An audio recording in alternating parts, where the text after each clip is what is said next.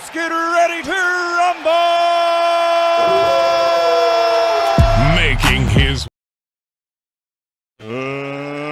let's get ready to rumble! Making his way to your streaming device. He's the leader of Lakers World Order, bringing you his opinion on all things sports. Angry Lakers fan.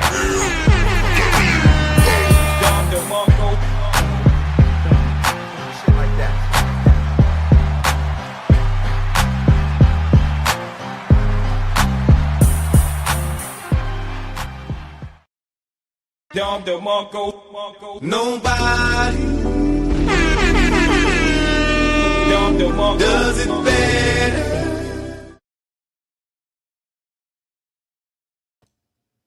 Okay, y'all, we here, man. We here. I don't know why it's not showing my picture. I don't know why it's not showing my picture, but yeah, we here, man. This should be a good game right here, man. We got the Lakers versus the Warriors for like the 30th time this year. It seemed like every time the commissioner want to put us against the Warriors, like we play the Warriors a lot. We play the Warriors a lot. A lot, man. I don't know why it's not showing my face. What's wrong with my computer, y'all? What is wrong with my computer, y'all? It's not showing my face.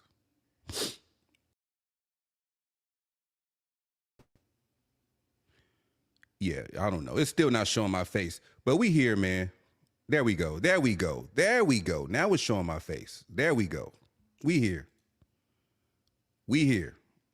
We got Big Baby in the building. We got Trey all day. Salute Trey all day. Salute Sean. He said Danny Green is now working for SportsNet. Yeah. He said, I can hear the audio. Okay, good. If you can hear the audio, that's all I need, man. If you can hear the audio, that's all I need. I don't care about the video. If the audio is good, if the audio is on point, that's all that matters to me right now. So, but yeah, I did see Danny Green up here, man. I did see Danny Green. I thought I was tripping. I really thought that I was tripping. I was like, wait a minute. Is that Danny Green? Is he at the game for the Warriors or is he at the game for the Lakers? But it's been confirmed, man. It's been confirmed that Sean said it's been confirmed he's working for Spectrum. So he's part of the Laker family. I mean, he did win a championship with us. I mean, he also won with Toronto and San Antonio, but he chose to have the Lakers as his place of employment. Shout out to Danny Green. We did give him a hard time. We didn't give him a hard time as the LeBron stands did, but we did give him a hard time when he missed that shot in the finals. So yeah, man, we here. What's up, Detroit God? Detroit God is in the building. Detroit God is in the building, man. He said, I was about to skip this season, but since LaFarce? What is LaFarce? He said, since LaFarce is out, I don't know what LaFarce means, Sean. I can watch some Laker games. Big Baby said the season has started. Wait, what did he say? The season has started, yet I'm already effing exhausted. I think you mean the season hasn't started. I don't know, man. But salute Detroit God. Hey, I'm about to I got to say some shit, man, before I start letting people on and why the game hasn't started yet. I got to talk about what Dave McMenamin put out there about LeBron James. Whether LeBron and his camp really said this or not, it really doesn't matter. It really doesn't matter because Clutch is an evil empire full of trolls that I'm gonna act like they said this shit, okay? Once again, it's been put out there that LeBron James is gonna be quote unquote monitoring the Lakers while he's out, just to see how we do. He's gonna be monitoring. Who, for one thing, all right. What are you monitoring? LeBron James, what are you monitoring? Exactly. And I don't care if y'all say this is fake news or not. I'm going to put it out as he said this shit because I wouldn't be surprised if LeBron or LeBron's camp said this, okay? I wouldn't be surprised. It's Clutch. Okay? I'm taking it as he said it. They're trolls like that. They want attention. They do anything or say anything for attention. So I'm going to assume that they said that. Okay. So LeBron, what are you exactly monitoring? You out with with some nerve damage. So sciatica. I think it's called sciatica. He's out with sciatica, right? And he said he's going to be monitoring the Lakers to see how they do. And if they're not doing too good, he's going to make some adjustments in his career. I'm just going to say that. He's going to make some adjustments in his career. Here's what I got to say about that, man. Newsflash. The team isn't about you anymore. It as of what, September, the team was turned over to Mark Walter and the other owners. Jeannie is no longer the owner. She's no longer the majority owner. So she has no more say-sos in what's going on. You're not about to get over on these owners from the Dodgers, man. You're not doing that, okay? You're not doing that. Mark Walter knows what it's like to put together winning situations and to weed in and weed out the good and bad apples. Okay, he knows how to do all that. Look at the Dodgers now. Look, the Dodgers has been consistently winning or in the position to win. He's gonna make an attempt to do that with our beloved Los Angeles Lakers. That's why he haven't given you a contract extension. Whether we win or not, I don't think you're coming back. Whether we win this championship or not, I would love to see the Lakers win a championship. But if we win this championship or not, LeBron James is not coming back. Salute Reg Dog TV. We got Reg Dog in the building, man. You already know, man. You already know. And I'm gonna let y'all know right now, man. I'm on my laptop. So my laptop is like tripping sometimes. Like sometimes it let me play video clips, sometimes it let me play audio. Like StreamYard works different on my laptop. On my phone is flawless. If I was on StreamYard on my phone, it'd be flawless. I wouldn't have no trouble with nothing. But every time I'm on my laptop, it lags. Can we get a motherfucking moment of silence for this small chronic break? Everywhere I look and everywhere I go. Bang. But shout out to Reg Dog in the building. Big Baby said, I think the Lakers are scared to pull the plug when LeBron or from LeBron, they'll get backlash. No, they won't. They won't get backlash. I guarantee you that the Lakers will not get backlash letting go of LeBron. I guarantee you they won't get backlash. I can almost 100% put everything I own on that. They will not get backlash. They won't. And here's why. Laker fans will not have anything negative to say about that.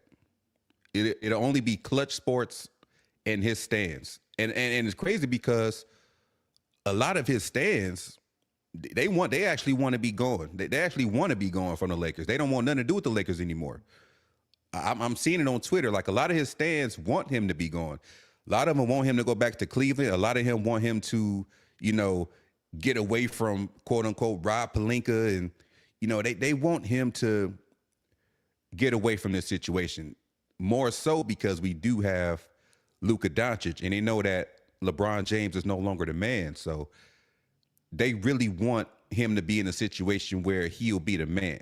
But I don't really see too many teams out there that LeBron can go to where he'll be a first option and still have a chance to win. Like, I really don't know what kind of situation he could be put in with any of these current teams in the West or the East where he'll be a number one option. If he goes back to Cleveland, he won't be a number one option. Donovan Mitchell will be the number one option. So anywhere he goes, he even if he goes, let's just say hypothetically, let's for shits and giggles, let's say he can go to the Golden State Warriors. Even there, he won't be the number one option. Reg Dog said, what did he say? He said, what happened? What happened? What'd he do now?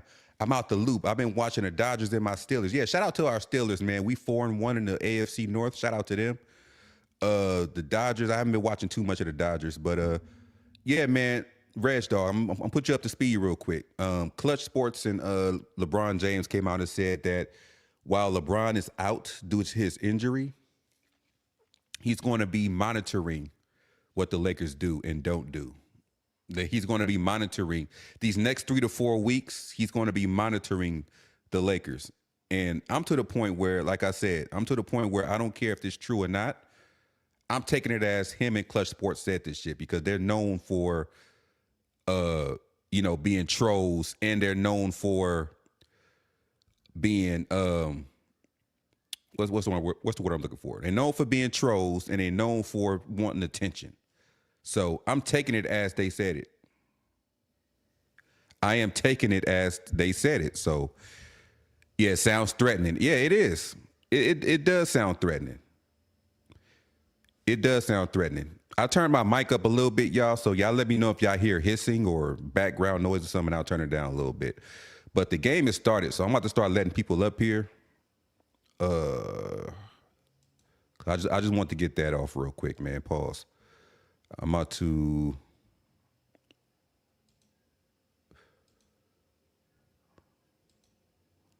put the link down there in the comments so we can get some guests up here if y'all want. But yeah, there go the link, man. The game has started. On my end, it's still 0-0. I heard that Marcus Smart supposed to be playing tonight. He's supposed to get his, debut run tonight. I don't know if he's out there right now. I can't see. Let me see. No, I don't see him out there right now. He's probably gonna come off the bench. I don't see him right now. So yeah. It's 2-0 Lakers. I should have shared. Let me do that real quick. Let me see if I can do that, man. Hold up. I'm gonna see if I can do that. Hold up, y'all. I'm gonna see if I can share the screen.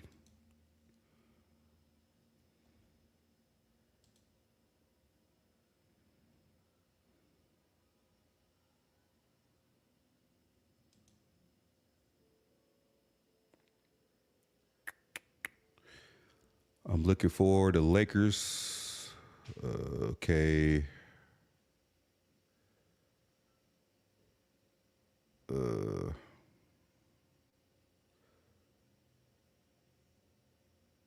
Okay.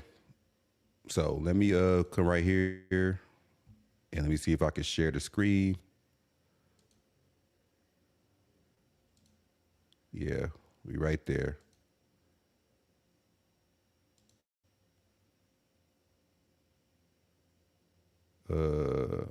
All right, yeah, there we go. Nah, that's not it. Can't do it like that. Can't do it like that.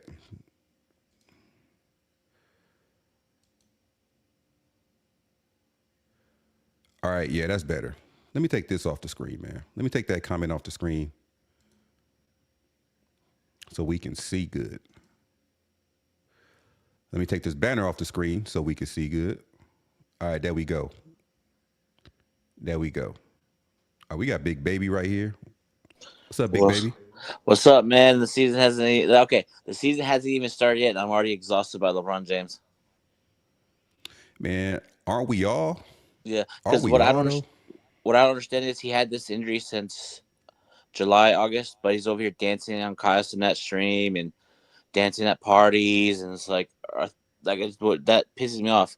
How you gonna say you're injured, playing golf or something like that, and then you sit out? Like, I just feel like he's throwing a tantrum, like always. But what I think is gonna happen, I think if the Lakers are struggling, that they were, let's say 5-5, 5-7. So let's say if they go have that 5-10, right?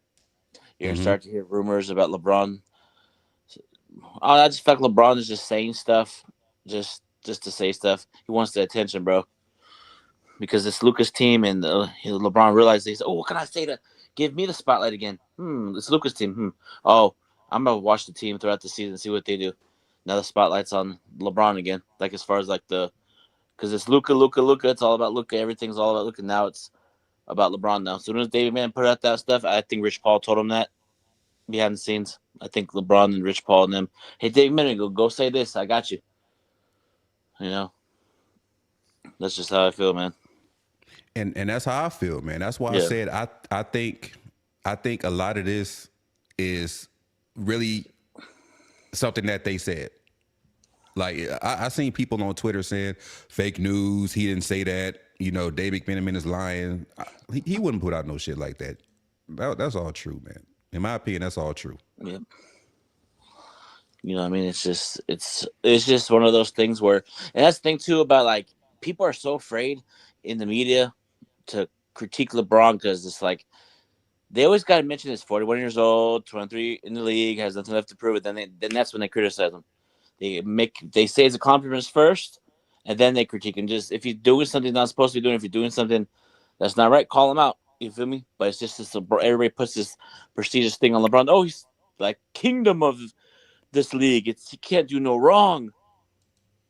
That's what it seems like. Yeah, and that's like I told you, during text message, man. That's why I said like Mark Walters sees through the bullshit. Yeah. That's why he didn't get it. It's not that LeBron James can't play anymore. It's not even that because he's getting older. It's because they know that LeBron and his camp are toxic. Yeah. And they don't want that around this locker room, just like we haven't been wanting to lock. I've been wanting LeBron gone since for the past 3 to 4 years. And what I don't understand is if like us Laker fans, if we say, oh, we don't want LeBron anymore, we want to move for the future. Oh, you hate LeBron.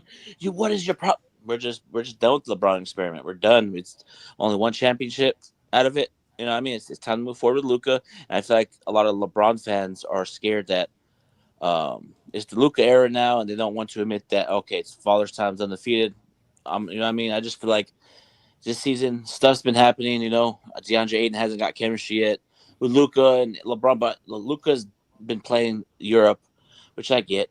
But as far as LeBron, man, it's just something's rubbing the wrong way. Pause. Just with this whole this whole LeBron thing, it just pisses me off, man. Like I just don't understand why you have to wait till August.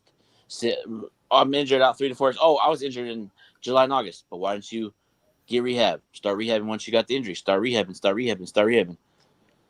Don't wait till the season starts. Then say, oh, man, I have an injury. Yeah, man. And didn't this happen last year and the year before that? About just like an injury that just came out of nowhere. He had to sit out. I think it happened last December, like right before. I think it was around December of last year. This happened. Yeah. When we did a stream and videos bringing up LeBron's plus minus and all that. Yeah, I think it was last December.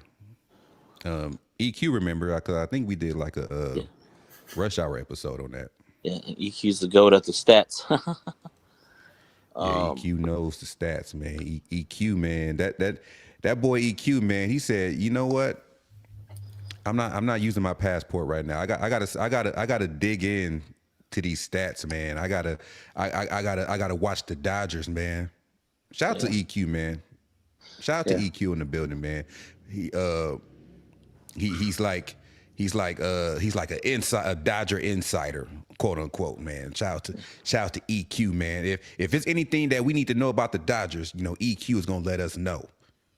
EQ is gonna let us know, because I only know the outside looking in. I don't know the inside looking out. Pause. I don't know none of that.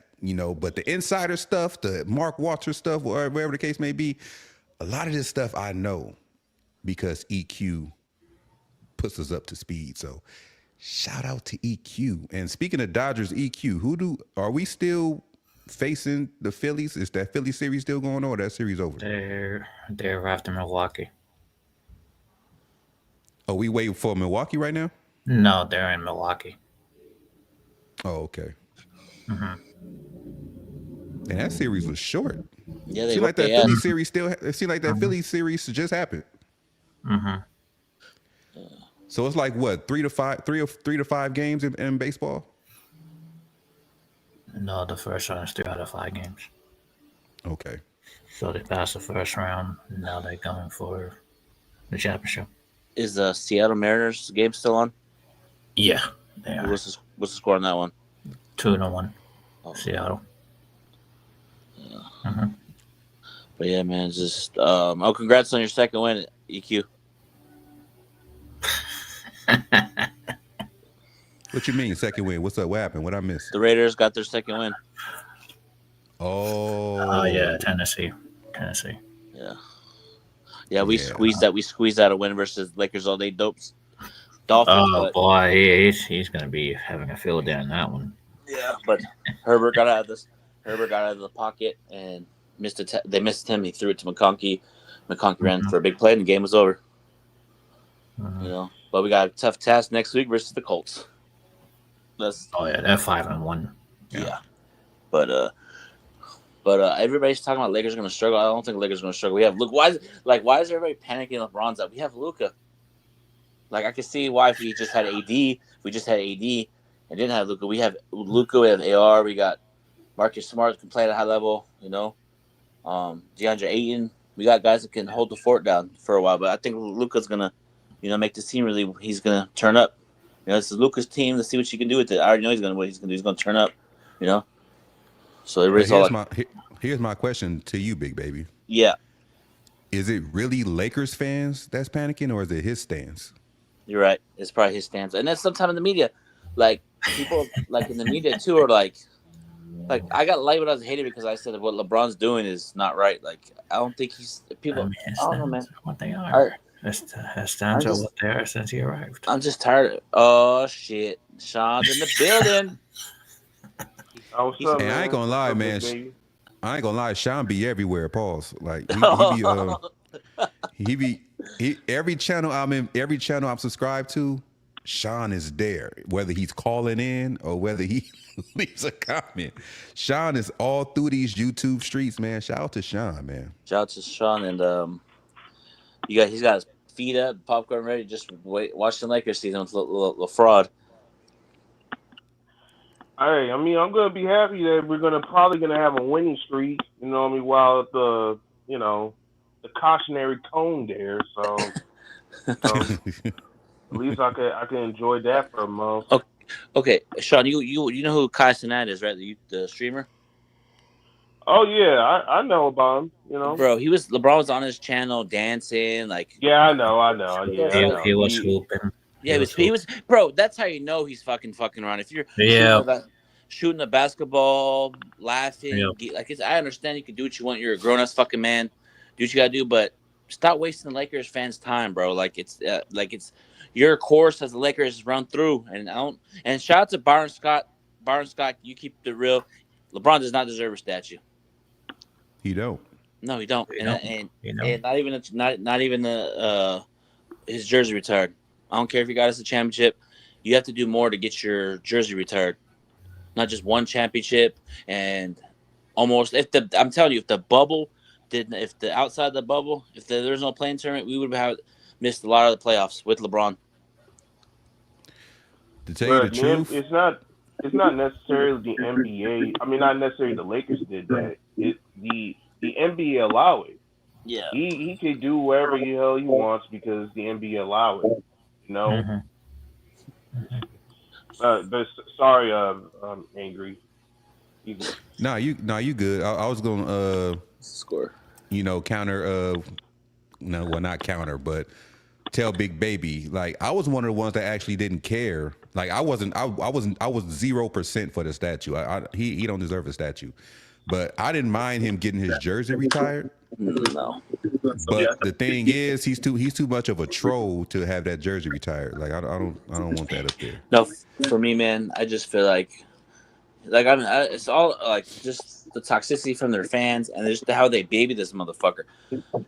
He in the playoffs versus Minnesota, when he was laughing, joking, and I commented on somebody's stream or post, "Oh, you hate LeBron? It's all in front of the game." But when Luka was laughing, time in the playoff game, people were on his ass. But I just feel like people baby this dude. You get, a lot of people put his greatness, his cool, his greatness, great player, great. You know what I mean? Don't get me wrong, but just the way he moves and the way he puts himself is just like, oh, I ain't fuck with that. Hey man, that's the reality of social media fans, man. Yep. The Ducks is gonna follow the leader until all the way to their demise. Nope. That's just hard life.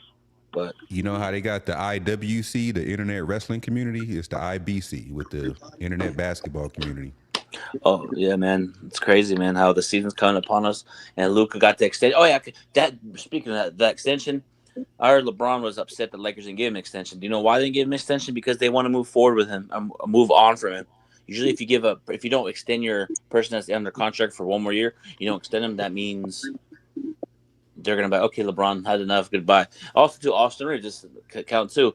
Austin Reeves potentially is on the traded or extension too. So Lakers got a lot of things to worry about in a couple of months, man. But it's crazy. It's gonna be an interesting season for the Lakers. I'm gonna give this team 25 games to see where we are as a team. Before I continue to speak, man, I wanna welcome Dwight Smith on the panel, man. You know, he snuck up here on the panel, man. He said, let me chill up there with y'all, man, while I'm driving this truck, man. Let me. You at work, Dwight, or you I'm at the crib. I'm at the crib, bro. What's going on? What's going on, big baby? What's going on, man? What's going on, panel? What's up? What's up, we Dwight? good, man. We good. We I'm chilling. I'm sleepy. I'm not gonna lie. I'm sleepy, but I'm chilling. Hey, Dwight Smith, you put some ribs on the grill today for the football games today? No, you had to check Facebook to see what I put on there today. I just posted something on there. Hey, man. Every once in a while when I'm on Facebook, I'm not always on there, but every once in a while I see what Dwight Smith be cooking up, man. Like he be making me wish I wasn't a vegetarian sometimes. Like, yeah, I just posted a picture about 10 minutes ago. For sure. I'll probably look after I get off stream in a little bit. I'm gonna go check it out. Probably smell through the phone. That's why. Yeah, I did. I did some ribs and rib tips and stuff a couple weeks ago. Man, don't talk like that, Dwight. Hey man. Every time I'm on stream, I always talk about food, like a healing or not. I was gonna name your channel, the Mr. Entertainment, the big dude, the Major. Shout out to Major, Big Major. Yeah, every time I talk about food, you're like, big baby, don't start now. Yeah, I just did some fried cabbages and some pinto beans, cornbread, and some fried chicken breasts a while ago. That sounds like a healthy soul food meal right there, man. Yep. Breaking news: LeBron James sighting on the sideline. Oh, they're getting their things are going up. Pause. Is he off that Hennessy? You know, he over there shaking a little bit. Is he off that Hennessy? Thank you for reminding me. Thank you for bringing it up. Like he made, like I know everybody said it was an ad, but the way it seemed like he was going to retire, but I was like, the night that was going to be announced, like it's going to be an ad. That was all bait. Yeah. That was all bait. It got me for a second. It was all for attention, man. It was like, yeah, I finally made a decision. I decided to go and make my own liquor brand, and blah blah blah this, blah blah blah that. I don't know, man. I just feel like he's not mentally, like, and now, David Mann was saying, LeBron wants the Lakers to be cautionary with him, and he's a man for the season. Cautionary with him. Yeah. You need cautionary yourself, man. Yeah. Yeah, I know. Like, do you realize you're 41 years old and you are doing things that your body cannot accept anymore? I mean, come on, man. It's one thing that you are trying to defy the physical limits, man, but it looks like some things ain't working anymore. That's all I'm gonna say about that. You know what I mean? The plug ain't suing you with enough stuff for you in order for you to continue to do this any longer. Well, like I just don't understand this, man. Like it's just I just can't wait till they sham Sharani Lakers and LeBron agree to mutually part ways, and you will request a trade. That's gonna hit more than a Luka trade, to be honest. I don't care if LeBron go to Dallas or Charlotte or even Cleveland. Well, actually, no. Cleveland ain't gonna want him back. Because I They keep still have trying a to tell future over motherfuckers, there. anytime a superstar leaves, we always get one. Like as far as like I don't know, as far as Giannis, I feel like he's gonna leave. I think he's just trying to see how the team does, and then he's gonna ask out of Milwaukee, or maybe he's probably already asking out on the low, behind the scenes, you know. Mm-hmm. And if I'm I if think I'm this the will be. Lakers, I'm offering I think this will be everything. the last year anyway. You know, I think he's gonna retire in Cleveland. yeah. Hey, send Bronny and LeBron with him. You Yeah, know, go back to Cleveland. I mean, this could be Bronny last year too, because this the last year his contract is guaranteed. yeah. Man, But he is so ass, and no I team think, will ever get yeah. him unless LeBron can say like, "Hey man, can you get my son too? We're package deal." Like some big mama and shit. Get the fuck out of You here, know, I tried to be fair with Bronny and last year and stuff. Not talked about him, but man, that dude is bro. He cheeks, is man. too That ass boy's to be cheeks. That fair, dude's man. cheeks, man. yeah, He's Dude straight is garbage. ass. yeah. I hope LeBron go to Boston. Man, But Boston will I destroy can't you. just leave. I can't just leave Bronny out, man. Dawson connect his cheeks too. What if there's an opportunity to get Kawhi for LeBron? Would you do it? No, Hell no. no, I'd rather keep Hell no. LeBron than get Kawhi. Man, At if you least talk LeBron, about at least LeBron 2019, gonna play. yeah, man, Kawhi ain't what he used to be, man. I used to support Kawhi, Yeah, and I saw Kawhi at Pachanga and Temecula when they're at the Clippers are at Pachanga and Temecula, where I stay at. Not Temecula, but they go there from time to time. I saw Kawhi. He did not look like he wanted to be around anybody. Didn't look like he wanted to be there. man, So Kawhi knows he's at the connecting Bron in. League, who should we bring in? I'll just rather get some quality depth and put around Yeah, Luca and just put some quality athleticism 3-and-D guys around Luca and Austin Reeves. We'll be straight. yeah, Man, but I'm getting sick and tired of this 3-and-D crap, man. you know None how of the these Lakers, players are 3-and-D.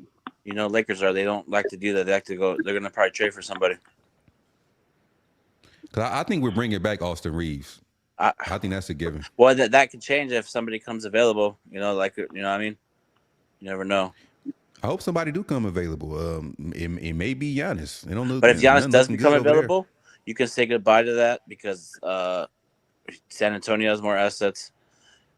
Houston would probably get involved. Dallas can get involved. New York can get involved. Oklahoma City can get involved if they really wanted to. If they really wanted to be a dynasty, they can hop in the Giannis discussion. Yeah, said something about New York though. Yeah, New York. Yeah, that's interesting. But I would say you probably have to But give Karl Anthony Towns. Man, New York is. I don't think the Bucks want Karl Anthony Towns. Yeah, no, I know. Well, or that'd you be a could weak ass front court. Karl Anthony Towns and Miles Turner. or flip Karl Anthony Towns to us. Nah, every time he fall, he gonna be talking about he broke a nail. Like, we don't need that. We don't need that over here, man. I tell you who I would want to replace LeBron. I What? want Anthony Edwards. Hey, he did come out and say he did come out and say he missed Vanderbilt. He did come out and say that. All right, let's trade Austin Reeves and everybody for him. I wouldn't do all that though. No, I wouldn't do all that. But You wouldn't trade is Austin so you wouldn't Austin Reeves is the greatest Laker of all time then? no. You know how I feel about Austin Reed.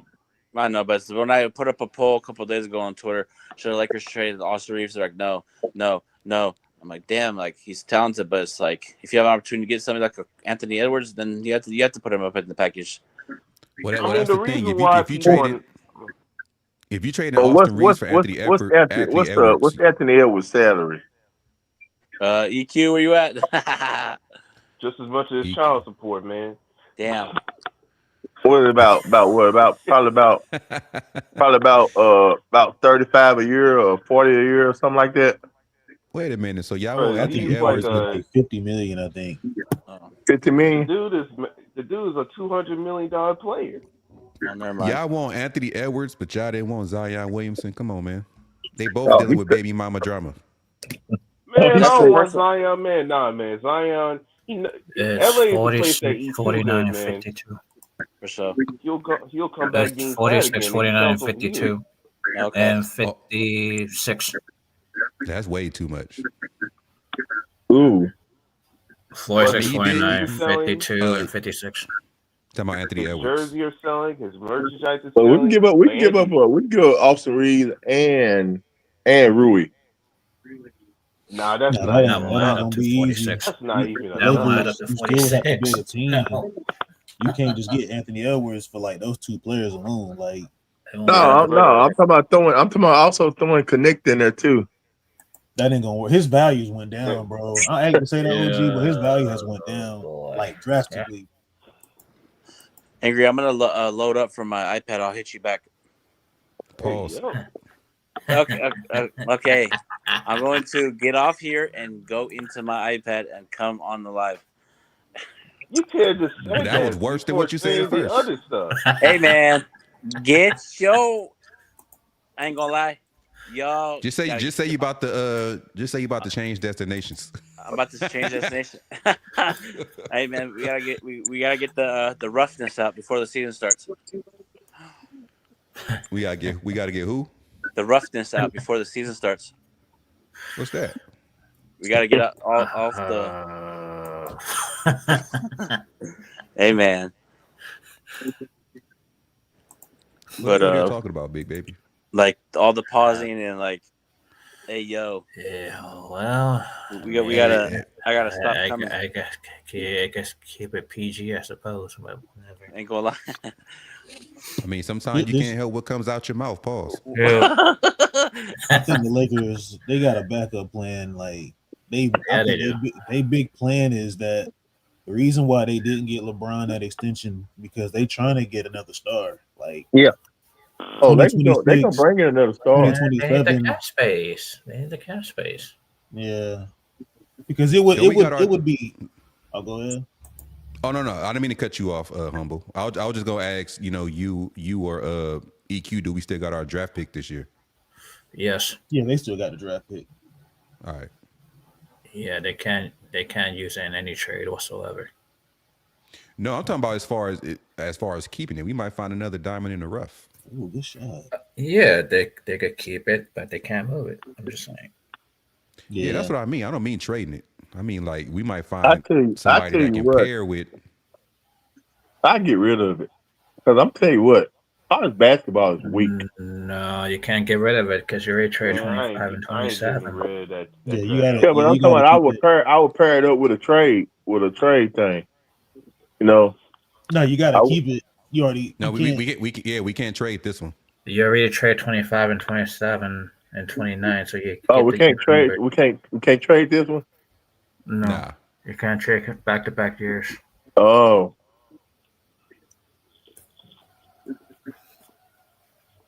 But how about this? Once the pick is made, can we trade? Like, if we draft somebody and somebody drafts somebody better, Lakers got to keep that trade. Yep. Oh, okay. Yeah, it's gonna be hard to get rid of that because the Lakers, like Angry said, if somebody drafts somebody and we draft somebody, they can't trade they can't swap their picks for hours or something in a trade or something like that. They can't do it. Wow. What So you like I say, said, Humble? college is weak, man. I don't see nobody in college this year that's coming out that's gonna help anybody.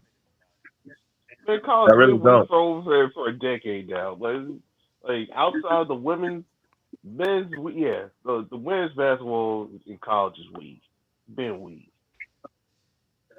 and the rule changes are making the game weaker too.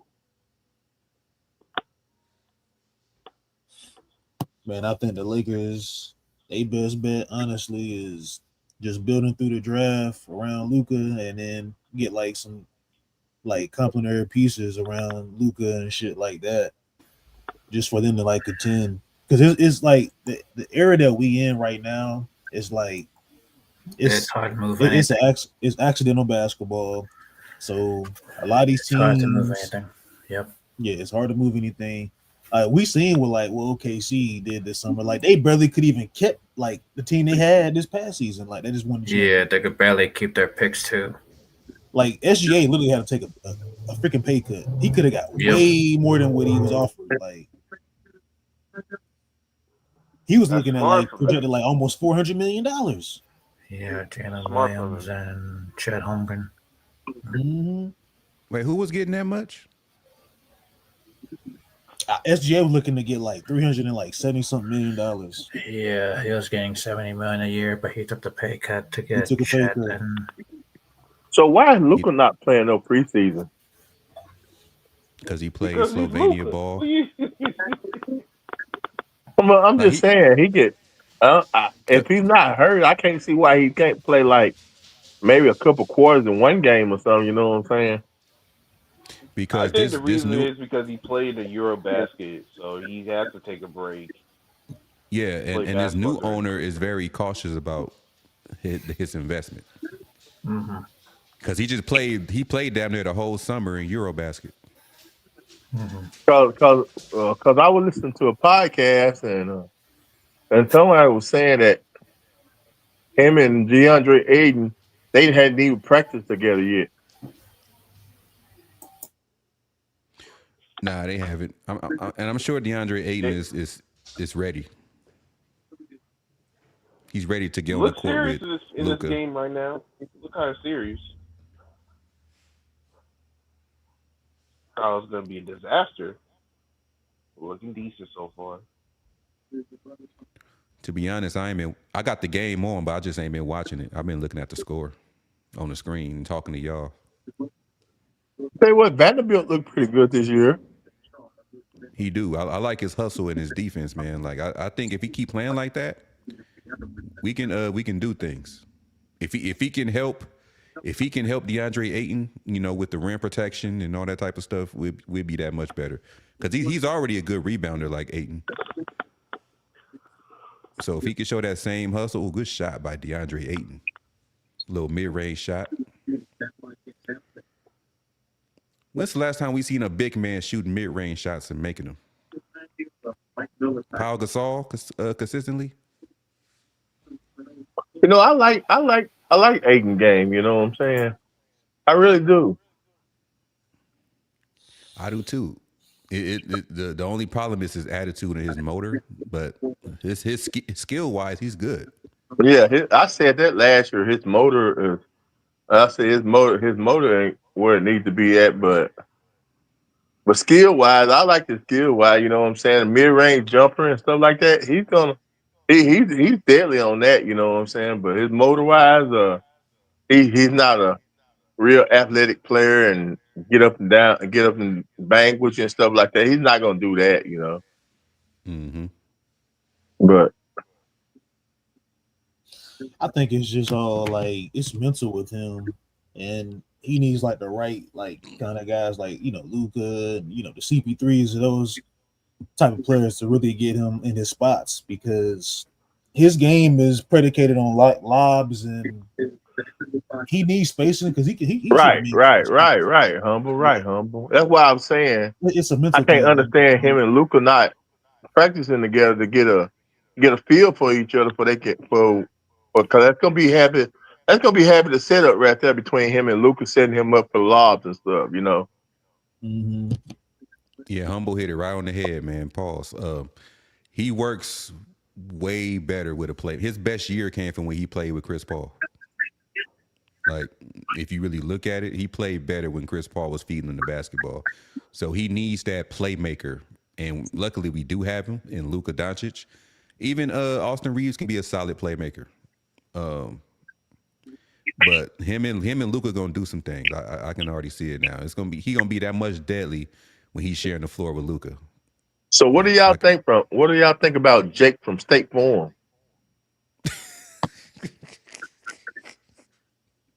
Who's Jake from State? You talking about? That's better than ravioli. Jeez. Oh, Lil Rabia. Jake from State Yeah. Farm. I don't know who Shout out he is. to DJ Lakers at 5, man. He called him Jake Ravioli. Oh, you talking about Austin Reeves? Oh my gosh. No, I'm talking about Jake from State Farm, Jake Labio, whatever Eric said his name was. I don't even. I had to check this roster right now. Yeah, I think Jake LaRavia would be. Um, I didn't even realize my battery was low. I had to plug my laptop in. I think it'd be. Oh, no wonder the stream's gonna be. Jake. I think Oh, he's gonna okay, be. okay. I think he's gonna be a 6-man, Okay, 7. Jake Revolva, wherever he LaRavia. is. Rabia. Yeah, he'll be a 6-7 guy off the bench. I mean, I like his Jake. game. I like what I saw when he was with Memphis. I like what I saw when he was with I think it was Sacramento. Yeah. So if that can translate over to where, to this type of basketball under JJ Redick, I think we'll be fine with him. I think he'd be better than Dorian Finney-Smith. Yeah, the only Okay, I mean, the, I the mean, he got some only decent numbers. the only problem is with the ball handler in second unit. Probably Marcus Smart. Oh man. Even though I would love to see Austin Reeves on the second unit, leading that second unit. Yeah, Me too. I would too. Because you don't want all your scoring starting. Like you want, like if you had Austin Reeves, leading the second unit would be better. And you start Marcus Smart alongside Luka. And then you have Austin Reeves and Jake LaRavia coming off the bench.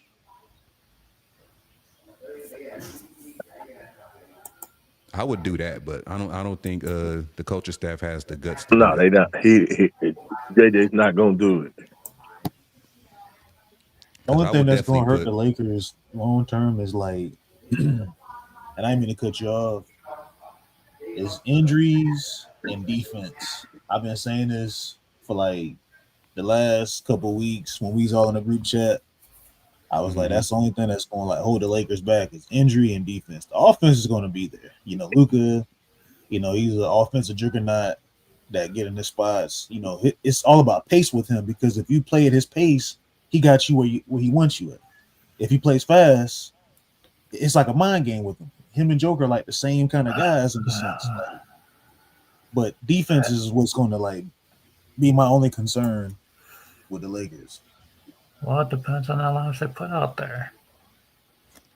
Now, granted, we got guys like that can, defense. Like people been harping on Gabe Vincent not being, playing up to his, abilities.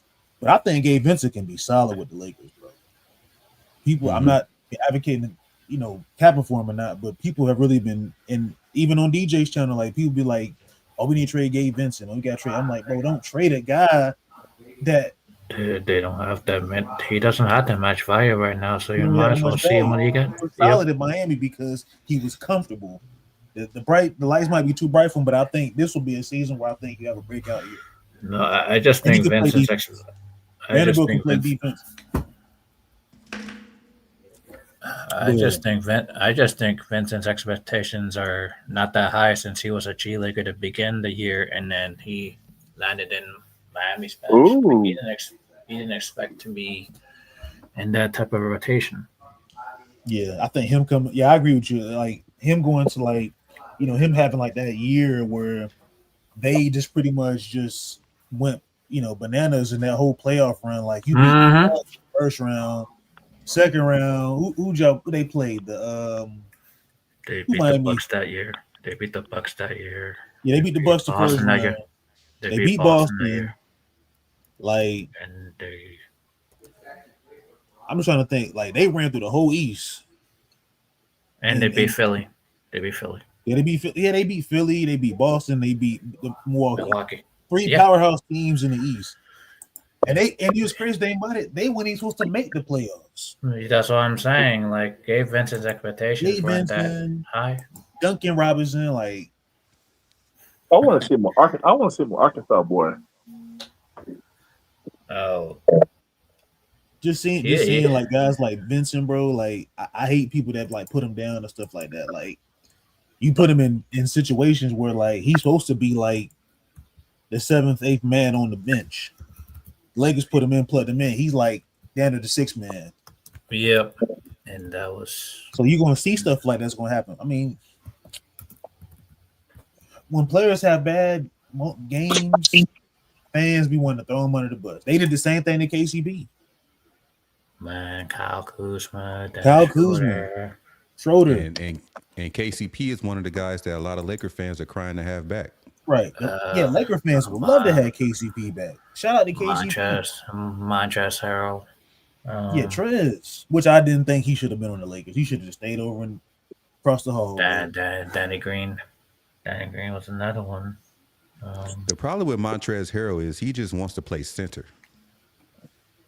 Yeah. And he's like, what, 6'7"? Boy, look at Draymond. Draymond is Draymond, something wrong with Draymond Green. He's getting old. No, I'm just saying, you see that cheap shot he just did? I'm not surprised. Not surprised at all. I'm not even surprised. Not surprised at all. He already doing cheap shots in the preseason? Yeah, Vincent, man, he just he took his head off. Mm-hmm. Yeah, that's just old classic Draymond, man. He's out there playing rugby. He ain't playing basketball. Mm-hmm. But you could tell growing up, he watched a lot of Bad Boy Pistons growing up in Michigan. I'm sure he did. I'm sure he did. I'm sure his dad, his uncles, his grandfather, whatever the case may be, showed him a lot of the Bad Boy Pistons, and he's emulating that. Yeah, oh yeah, you know he's from Saginaw. Yeah, so I'm sure he watched a lot of Detroit basketball growing up. I'm sure he did. Have any of y'all ever been to Saginaw? I never been to Michigan. Period. No. You talking about rough? I want to go to Michigan. That's a rough place, man. Saginaw? Yes. Yeah, that's a rough area. Yeah. So is worse than Flint? You're right up there with it. Oh, yeah, they're neck to neck. Yeah, Kyle Kuzma grew up in Flint. Yeah, Flint, Detroit, like all them trenches out there, like in the Michigan like areas. Like, if I'm gonna visit a place like that, I might as well go back to Los Angeles, man. Yep. I used to date a girl from Detroit, and she told me Detroit was once like a really great city, and like the outskirts of Detroit was really nice, but she said it's just like the economy just so bad, like Detroit just fell off. Like it was booming in like the early 2000s, mid 2000s, 2010s. That's when it kind of got worse. Like, and then now they're trying to build it back up, but it's still somewhat the same. Even Flint, I don't even think Flint even got. Well, I think they got clean water, but it took them a while. And then Saginaw she said Saginaw is kind of like Gary, Indiana, somewhat. If anybody know what Gary, Indiana is like. It's just a bad town, man. Yep. Mm-hmm.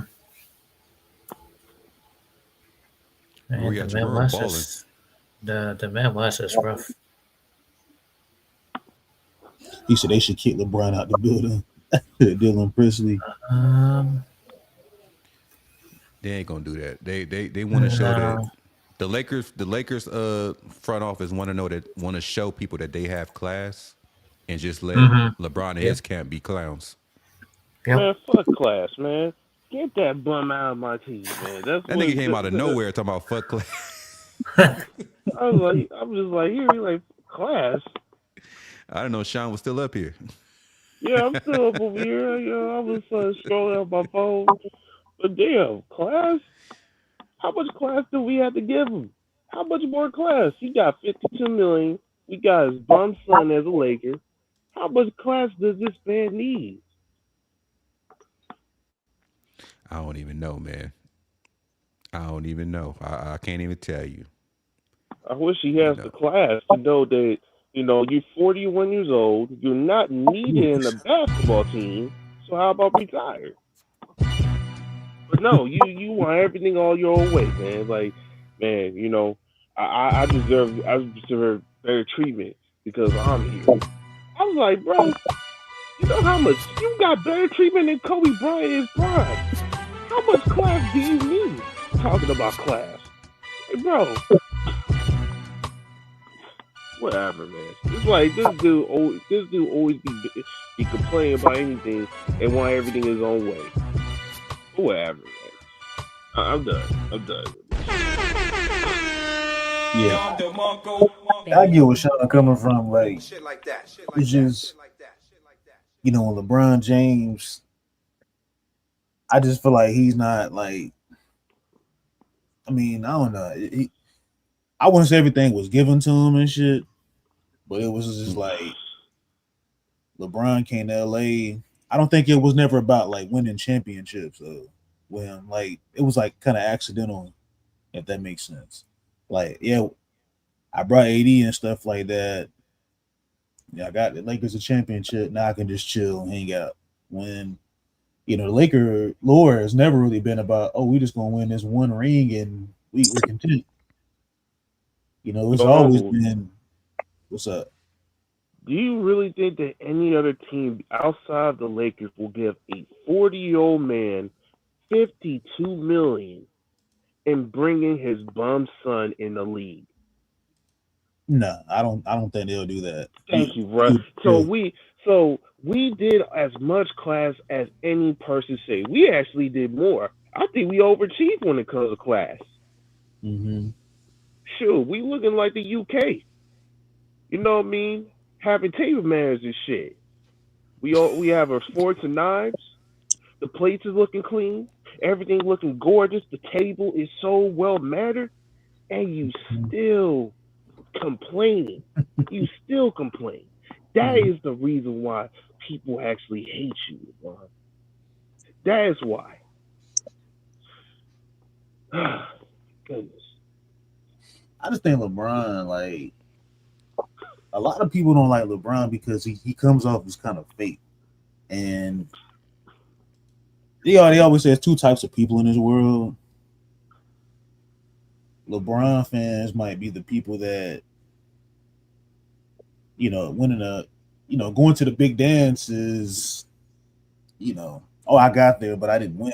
It's like a participation award kind of thing when it comes to LeBron and, his fan. Not saying LeBron is like that, but I'm just like, when you hear LeBron James fans, they talk about how, he won the 10 championships straight.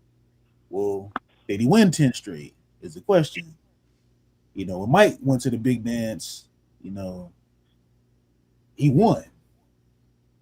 And he went undefeated. So I'd rather be 6-0 and go 6 for 6 than be 4-6. And what was that? 4 out of 10 championships he went to? 4 out of 10 he won? Went to 10 finals and won 4 of them. So he's 40%. Yeah, he's under 500, like, in win percentages. If we want to talk numbers. And I believe he's a minus 86 in the finals as far as his plus minus. Mm-hmm. His fans know that he's pampered. He has a lot of privileges. And, you know what I mean? Shout out to Mr. Tea Time, Jeff Teague. He exposed he exposed a whole lot of stuff, even though he had to switch back because he know he need to get that check, man. The dude. He's thirsty for attention too, but he switched back in order to get that check. But he admitted over there, he admitted, and they still give him that amount of privilege since day at 41 years old. Bonkers. That's all you gotta say. Bonkers. I look at it. I think Mark Spears? Is that his name? The comedian, right? Mark Spears? Marcus Spears. You mean Ari Spears? Ari Spears, yeah. Ari Spears. I would say Mark Spears is that. Yeah, Mark Spears. He played with the Cowboys or the Packers, ain't it? But he played for the Cowboys. Ari Spears made a good point. He was like, Magic and Bird, they brought soul to the league. And, Mike, it was some real shit he said, but he was just basically like, man, LeBron sold the league. Like when he got that keys to like being the face of the league and stuff, like it was just never the same after when LeBron, got granted to win championships because he built on the Cleveland Cavaliers just to go team up with Bosh and Wade. When you could have just stuck it out and won championships and been homegrown with your team in Cleveland. Like, man, his legacy how could you be the way GOAT? better. Yeah, people would have looked at LeBron way differently if he would have stayed and won in Cleveland. It would have took him a little while, but I think he would have got or two. Because it'll look way better if he won all 4 of his titles in Cleveland, even if he did go 4-6. And I agree. If you won all 4 of your titles in Cleveland and you were the reason why, it'll look way better. It's a better story than what he's giving us right now. Yeah. You're the kid from Akron, repping Cleveland, and you stick there, with the good times and the bad times. That's better than you going to jumping ship to ship. It is. It really is. I mean, while I am one of the minority that appreciates the 2020 championship. I believe all 4 of his rings should have been in Cleveland. It had a chance to be. All he had to do was stick it out, and if he would have stayed there and never left, I'm sure he would have eventually got the team around him that he needed. I mean, the crazy thing is Dwayne Wade ended up going to Cleveland at one point anyway. I mean, he could have got Dwayne Wade. Yeah, LeBron sweet talking him out over there. He's like, man, bro, I miss you, man. I need you to come over in my team. I have nothing, man. Kyrie's out. All right, LeBron, I'm coming. When he comes, you know what happened? Shoot, he booted him out of that team in the first half of the season. And, same with Derrick Rose. Way washed up though. Same with Derrick Rose that same year. Oh my goodness, he's like, bro, you asked me to come over here, and yeah, you booted me out. Shoot, I mean, I didn't see nothing, man. The management. Come on, you can control the management. Man, it's not me. Yeah, I think that's why the ratings are down. Like they have input like BS, like the NBA Cup and the All-Star game is trash. Like no one competes. No one competes to keep their teams. I mean, they're just too busy teaming up, and I think LeBron is the reason why a lot of these teams and owners they're taking back their teams. They don't want these, and that's why the CBA's fucked up. Excuse my language. He's the reason for everything, bro. Like the dude, and I don't think the owners want to pay for a mid team. To be honest, like being stuck in the middle of all those high big contracts that you can't get rid of in 2 years, like. So you see the All-Star format this year. They can't. I talked about that a couple years. I talked about that a couple years ago, and I see they kind of stole it off of me. Those guys don't want to. You gonna sue the NBA? You gonna sue the NBA OG? I'm personally done with All-Star Weekend, man. I'm not watching that shit. It's trash. Those guys. Like I don't know how many times we sit up here. We went live, and we always have a good time. We always clown, joke, talk basketball, but we sit here. We watch the All-Star game, in our little watch party, and we see how trash this shit is, bro. Yeah. It doesn't mean anything. It's trash, man. I remember I couldn't wait for the All-Star week. Right. To see the dunk contest, to see your favorite players all on one team. Like, and the dunk contest was like the highlight reel. Now it was the 3-point contest. But nobody wanted to watch that either. Nobody wants to compete for the gun contest. It's like, Man, them guys don't have any kind of pride anymore, man. oh, no. This league is watered down, And G Leaguers but I enjoy watching basketball because I love the sport. I'm always gonna love the game of basketball. Yeah, but since when G Leaguers are talked about? Like, oh yeah, G Leaguers are they getting all-star money. Well, I'm gonna tell you what the problem. I'm sorry, hon. I didn't mean to cut you off. No, you good. But I'm gonna tell you what the problem is. Everybody's friends, man. Back in the day, the guys weren't friends like that, man. mm-hmm. Yeah. You know, everybody's friends now. You know what I'm saying? Everybody shake your hands and everything. You know what I'm saying? Hanging out together and stuff like that, man. Back in the day, it wasn't like that. You know, people didn't like each other. You know what I'm saying? It was rivals, and you know what I'm saying. People were trying to destroy people. You know what I'm saying? It's not like that today. I can't even say it because the players are friends. It's more so of the business aspect where everybody's now like a businessman. Like, oh, I need to keep my rep up, so I'm not going to compete in order to ruin my value. Yep. Mm-hmm. That's the problem. Like, everything is all about money. It's about the money. That money might say, and try to keep it like, just keep the money. That's about it. Yeah, the agents play a big part of it. The agents play a big part of it. Yeah. This is why Clutch Sports is hated, man. Mm-hmm. And eventually, once he's gone, Clutch Sports is gonna be gone. He's gonna be booted out, and there won't be an agency of that type of nature ever again in the NBA. It's gonna be eventually it's gonna be general managers and owners like hesitant to deal with players that's with Clutch.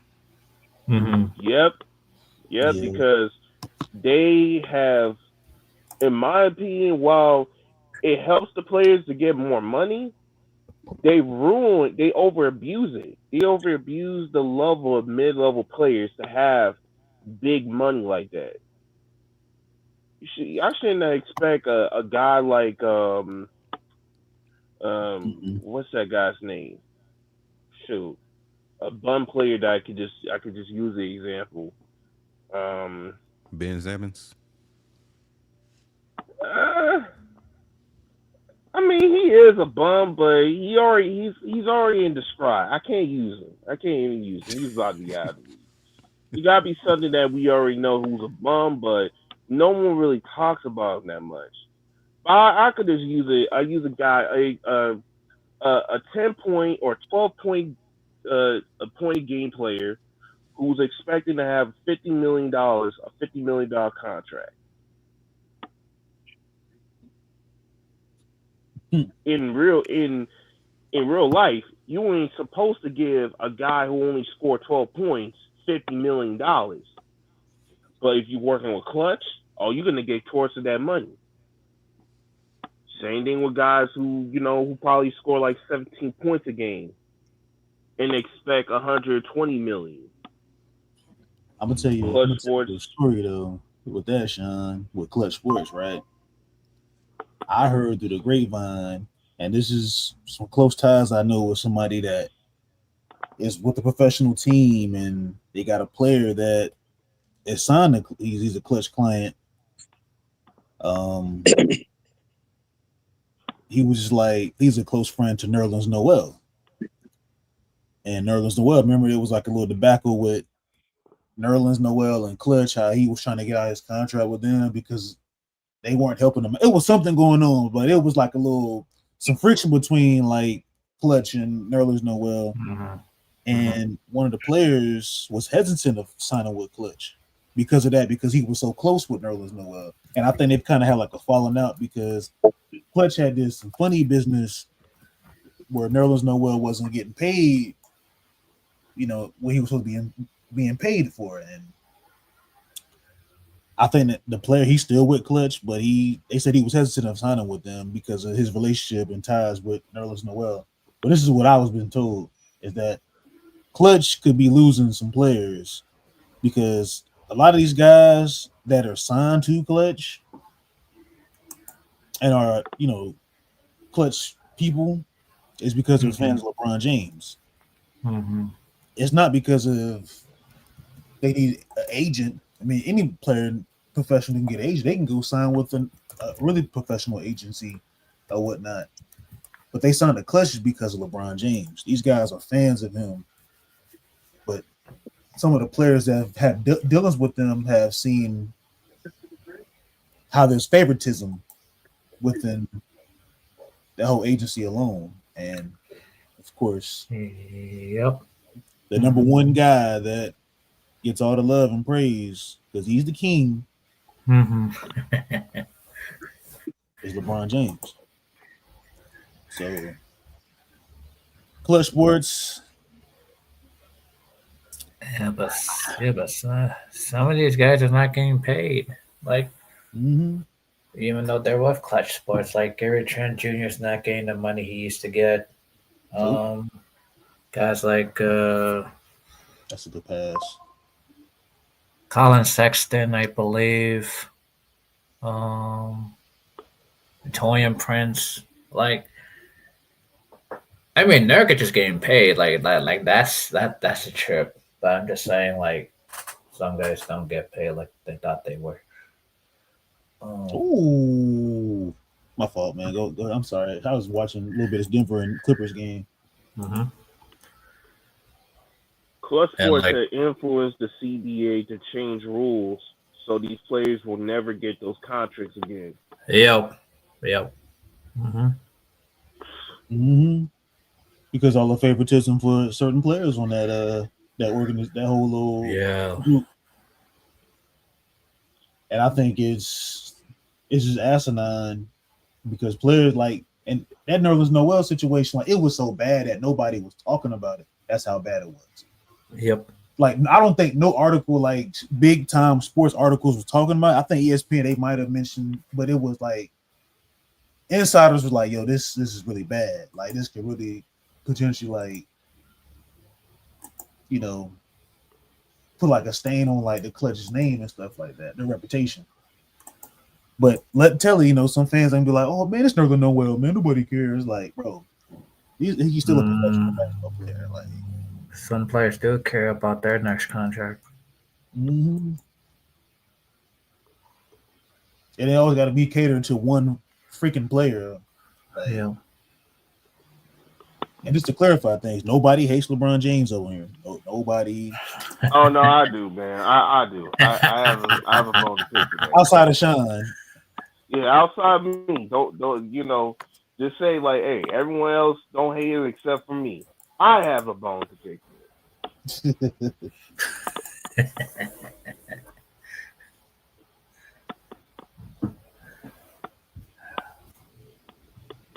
I mean, like, man, like, you want me to say I don't hate him when he stepped in my team? I mean, I predicted practically everything of what he does, and you know what? He did all of that, and super exceeded. Now my team nearly lost its value. I mean, they're just having a decent game.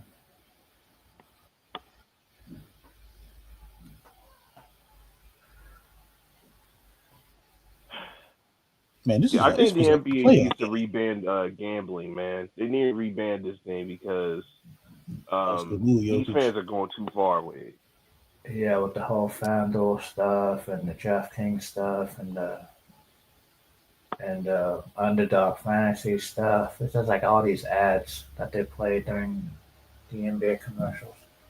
All these ads. It's not just that. Like, I saw a post on Twitter. It was in Orlando Magic game. It's a preseason.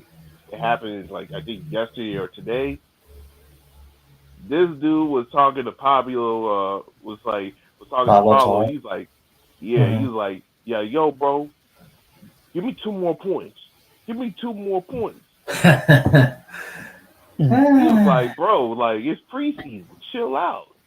You need to stop. You're addicted. Hey, it's the same. It happens all year.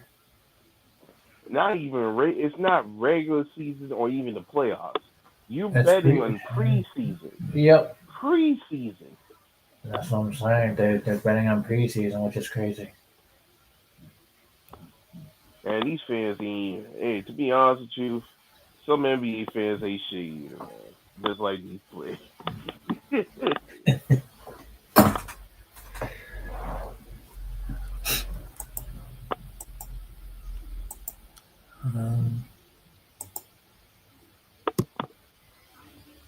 Damn, Jared Dudley on the Nuggets as assistant coach. Yeah, he left Dallas. Yeah. Man, I still get pissed off of hearing about Jared Dudley. That dude is a bum. Man, every time I see it. Hey, bro, one thing I get about the Duds, man. Duds, he's a character, bro. Yeah. That dude, he knows basketball. Only difference is just his skill set. You know, He wasn't looked never like an athletic player. No. He looked like he could make a good rendition of the Stooges if he wants. Stooges. He could be the fourth brother or the cousin. I think with guys like him, he's just a locker room presence. Like, yeah, you know, the Lakers always said they always spoke good things about him and stuff like that. I think he. And how can anyone get motivated by a guy like him? Like it'll be one thing if you get motivated by. I'm saying like it's. Or I mean, by it's all about the morale of things, or like chemistry matters, bro. I be telling people all the time, like. I mean, I get it. Chemistry matters, but he is a certified bum. Dude is a bum. Y'all bums. I can't even, like, every time I think about him, it's like, when is the last time I seen him play good? Or at least I think there are a lot of his Phoenix days. He was solid. I get it. Yeah, his Phoenix days are solid. Like, Charlotte, no. I remember. Don't even talk about Channing Frye, man. That Channing Frye, I swear, man. Like Channing Frye was decent in Phoenix from like the old Steve Nash days. Yeah, but that guy's tripping. All of a sudden, he made some comment about. Yeah, he bought and paid for it. We already know that. Yeah. Good. Yeah, he road tripping. All right, he road tripping. Mm-hmm. See, Eric, you be knowing this because, bro, like.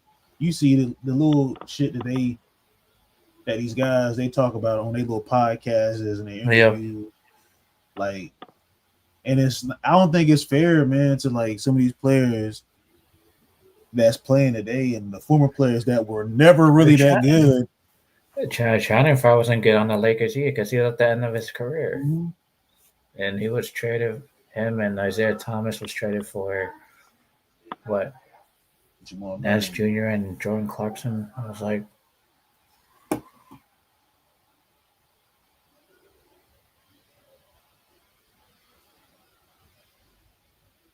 where's Micah? What's up, Micah?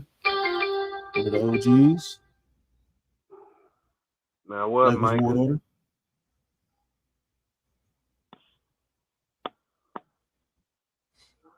Man, this game feels like a playoff game right now. I can't even watch the Lakers game because it's not on TV, and I ain't got Spectrum SportsNet. So I gotta watch the daggone Clippers and Nuggets. Yep. Man, they still allow Kawhi Leonard to play preseason. Right. I thought he was suspended. And Kawhi, when you see Kawhi Leonard playing in the preseason, that means money is low. Money is low. Hey, I'm just keeping it 100. That's how the modern day NBA players move, especially the stars. Like if you see him play in the preseason, you know he is there because he's working hard for that contract. Or even if he gets traded, he needs to get something in order to boost up his value. So that's what Kawhi Leonard is doing. And that's kind of sad coming from him.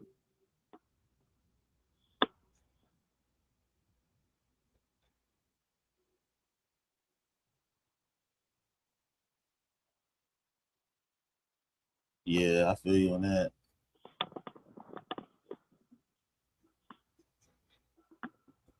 Bro, this feels like I'm watching like Game 8, bro. Like NBA players like the Clippers and Nuggets last NBA playoffs. And how competitive both of these teams is. Like competitive. I mean, the game is good, but we're smoking the boots out of the Warriors in this preseason. This is what the Lakers supposed to be playing every single game. Yeah, I can't even Every watch one the of Lakers game. this is how they should be playing. They should be going over 20 points, dominating both ends of the floor, and Salute not to be SMT stopped. Media Network, man. Salute. SMT. He said, Sean, what you think about Lil Pookie and his injuries? Question mark. You mean the sciatica? Oh my goodness. The I whole mean, shoot. I sciatica mean, thinking. Oh yes, you're the gonna sciatica. Yeah. you're gonna act Oh Boy. like yeah, what? I wanted to get your takes from that, Sean, because I was going to send a link this past week, but I was like, you know what, nah, maybe the guys they probably just don't even want to talk about LeBron. I'm pretty sure y'all already seen it on ESPN. Yeah, the whole sciatica thing. I'm like, oh boy. Yeah, when I saw that shit, I was like, come on now, LeBron. Really? First it was a glute irritation, now it's Is he really I out? mean, that's what he always do. But in all actuality, though, this is the signs that are there that's talking about why he has been coming to play this long. So he's out for a month of sciatica. So the thing is, what, the pain is still gonna be there the rest of the year? I mean, unless of course he acts his plug for a from an booster actual shot. injury like that, because Yeah. I had a family member that had an injury like that. They say it's like, oh, it's 3 to 4 weeks for LeBron's, that source. But that's an injury that could take 5 to 6 weeks to heal.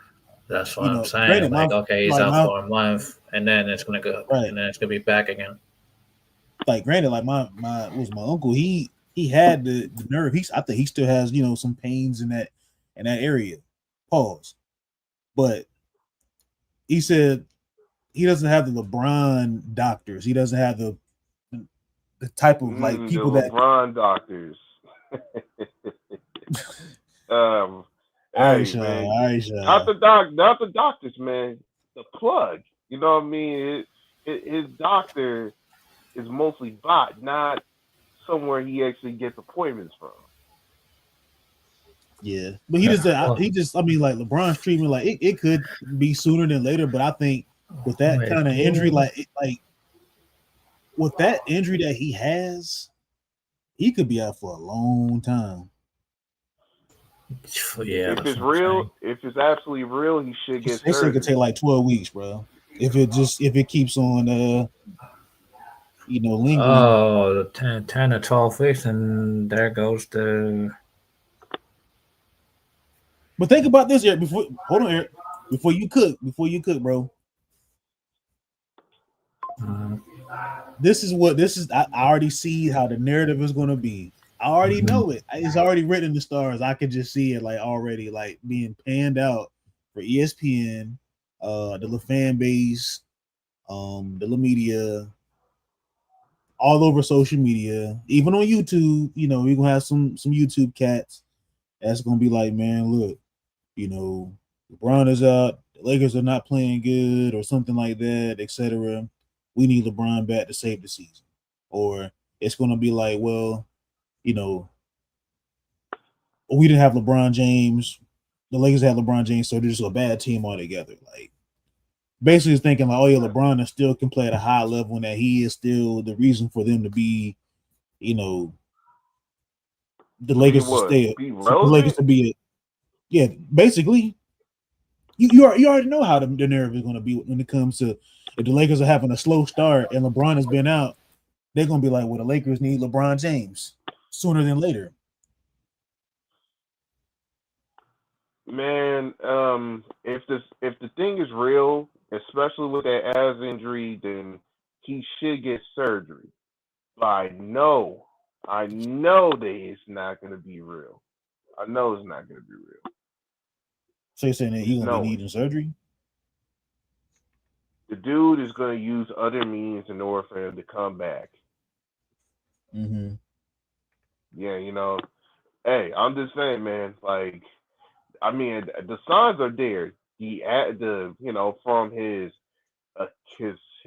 Achilles to his ass injury. I don't know how you got glute nerve damage, back over there, pause, and now you have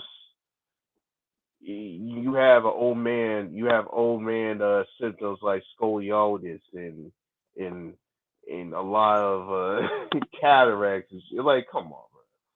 Like, Mhm. if you're gonna have all those things, just get the surgery, man. What's wrong with missing a season? Unless you know you're lying or you find a way in order for you to recover all this in the nick of time. If this injury, if this is something like that's really serious, and this is he's really actually injured, this is like the telltale for him to say, you know what, maybe it's time for me to hang it up. Maybe it's time for me to. And Sean, I'm pretty sure you are waiting for that day to happen. Man, I think all of us can't wait for that day to happen, honestly. And I hate to be like that because I'm like, can we get back to like real hoops though? Like real hoop talk, real NBA fans, not this little poison shit that we have to deal with on a day-to-day basis. Like we got Laker fans out here suing this dude, bro. Like, but jokes on them because not Laker fans. One Laker fan who's masquerading as a Laker fan. He's more like a Bron-sexual. Basically a Bron. Oh, so he's he's a LeBron fan. I thought it was a Laker fan. I'm like, man, you really think what kind of stupid fan is going to pay $900 for a ticket, knowing that he didn't retire? If you know this bum ain't gonna retire, but you did anyway because he was such a dick rider. Right? And Yeah, you deserve to lose that money. Yeah, I think like, bro, like I said, it's jokes on that dude because I'm like, bro, you really sit up there like this. How I know like the hype. I can't let the hype overcome the logic when it comes to me when it's sports, even my own personal teams, like because I know I can keep it 100, but like, yeah, I don't think the Lakers are contenders, or I can say, hey, the Lakers, they are a legit team, like, but my word is not law; it's just my opinion. Yeah, same here. But a lot of these fans they tend to follow the hype because they don't really watch the thing because of the sport. They watch it because of the drama and conversation that comes with it. Mm-hmm. I agree with what SMT said. I agree with that. I mean, it's not really. Not really a Laker, so why would a Laker fan care about any type of exactly my point. I wouldn't care about a Laker either. I mean, what do I care? Right. I just feel like, look, motherfuckers got food. I'm like, bro, when I heard that he had another announcement, and the first thing, because remember, who was it that said in the group chat? It was somebody that was it Lad, or was it, I don't know if it was Angry or not, but the first thing that came to mind, I was like, it's probably going to be an advertisement for something for like Amazon. I said it was bait. I said it was. I've been. Yeah, Sean, you said it was bait. Sean called it. Sean fucking called it. I thought it was like some shoes or like Amazon shit, but it was a freaking ad for some liquor. Like LeBron, we really promoting liquor now, bro.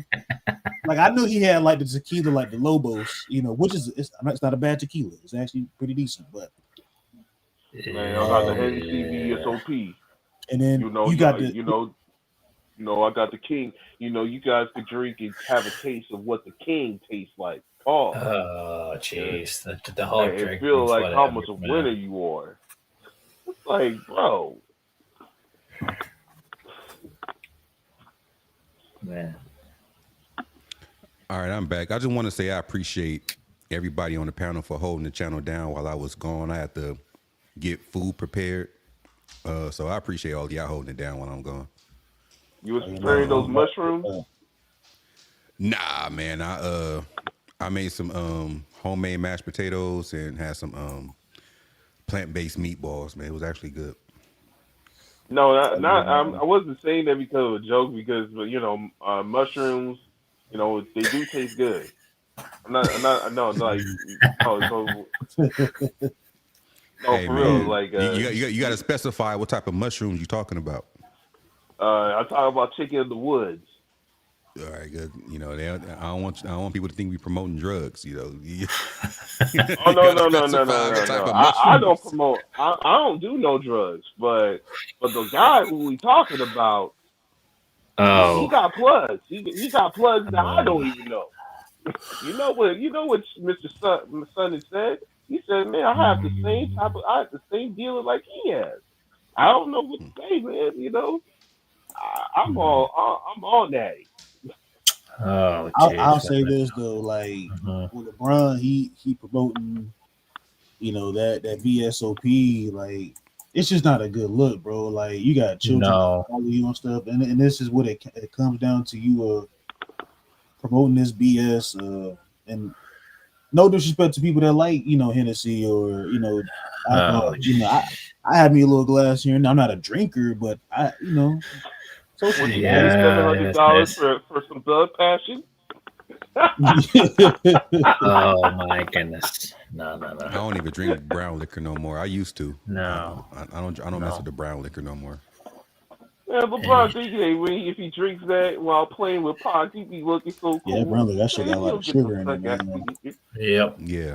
Mhm. I've been on this dope journey, like I've been a pescatarian for a while, so like I've been kind of cutting down on a lot of shit, like even carbs and red Mhm. meats, and I just been eating fish and vegetables for like the last 2 or 3 months, and I try not to drink too much, but I have like a glass of red wine, which is not too much high in sugar compared to like fucking tequila, like not tequila, but like Hennessy and Crown Yep, Royal and yep, yep. brown liquor in general. Like that shit got like a lot of sugar in it, bro. Like, Hmm. but So LeBron, I'm you glad I really, man, don't have those type of problems. I don't drink at all. Nope. yeah. so by December you're gonna be looking like humble Doncic over there. You're gonna be slim. Oh Eat yeah, nothing man. but I've been fish trying and to. vegetables. Yeah, man. Hey, bro. I love seafood. I love fish, bro. Like, shout out to my pescatarians out there, man. And don't do drugs, kids. And alcohol is not all what you think it is. So Mm-mm. don't let your Let king influence you. It's like that. yeah, let learning be your drug. You know, Yep. learn. Use your brain A mind is a terrible for thing to waste. yes.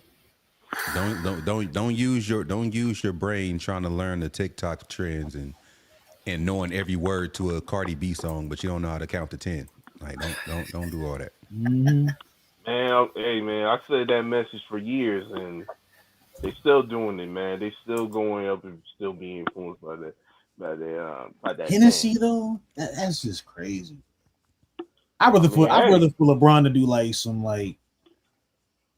some sneaker like customizable like Amazon like Prime kind of like collab sneakers or something like that. But Hennessy, bro, a sneaker, man. If his sneakers right now look ugly, what do you expect a Amazon exclusive type of sneaker will look? I'm I just got a Nothing saying, but question. man, like it would have been dope, bro. Like I would rather promote shoes than alcohol. Humble dump. I got man. a Those question shoes are gonna be about good that in Indonesia. commercial. To you. I got a question for y'all. Do y'all think and I'm not gonna say fans. I really don't want to use stands because I'll be disrespecting him. It seemed like, and I'm not trying His to stance.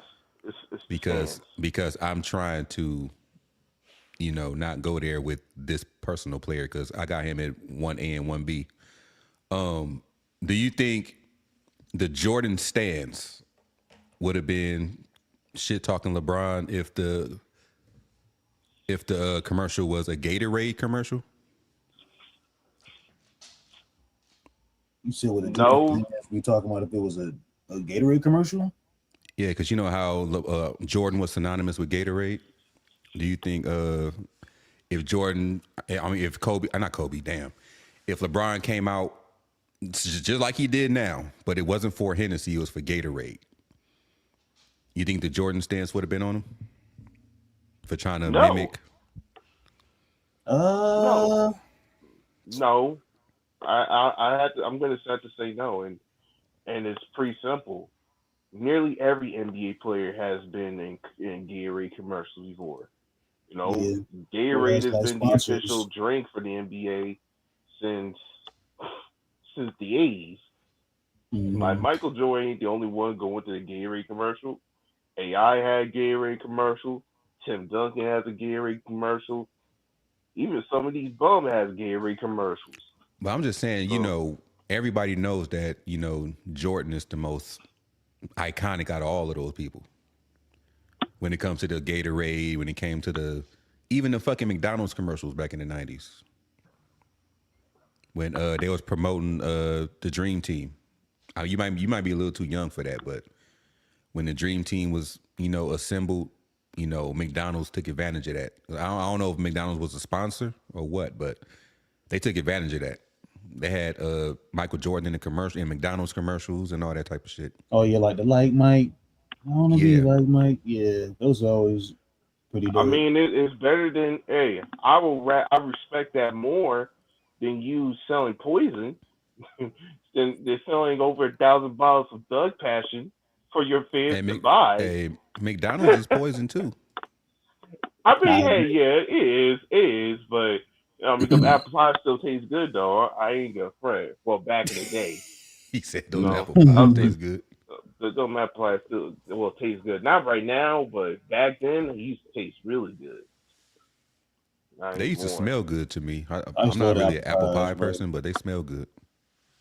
That's the only reason why I was going to McDonald's, because of those apple pies, not the burgers. Not the burgers, y'all. Not the burgers. I'm not gonna say McDonald's is poison. I don't want them suing me. I'm not gonna say McDonald's is poison. I'll just say it's not my cup of tea. Yeah, McDonald's. We're not even sponsored by any of these. Yeah, so yeah. I mean, everyone knows that McDonald's has been. I mean, I heard it got better, but I still don't know. Yeah, like I'm not gonna lie. $20 for McDonald's, it's kind of it's hefty. It's really hefty. I'll say I'm guilty of being a really big fan of their fillet of fish. I always call it fish fillet, but I love their fish fillet. I kid you not. I used to eat their fillet of fish. I used to work at McDonald's. That was my first ever job in college, and I used to just get a fish fillet like every shift. Kid you not?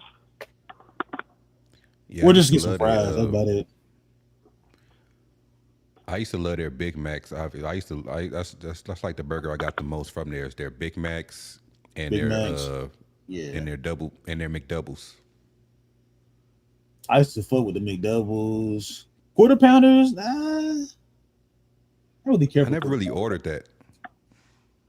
I feel like like quarter pounders to me was like, man, that's just being fat as hell. Like, like, because I used to work at McDonald's, so I'm like, bro, like I know how it's more of it's a bigger burger, bigger hamburger and shit, man. If you want to be even more of a big back, you can get the double quarter pounder and be satisfied with that.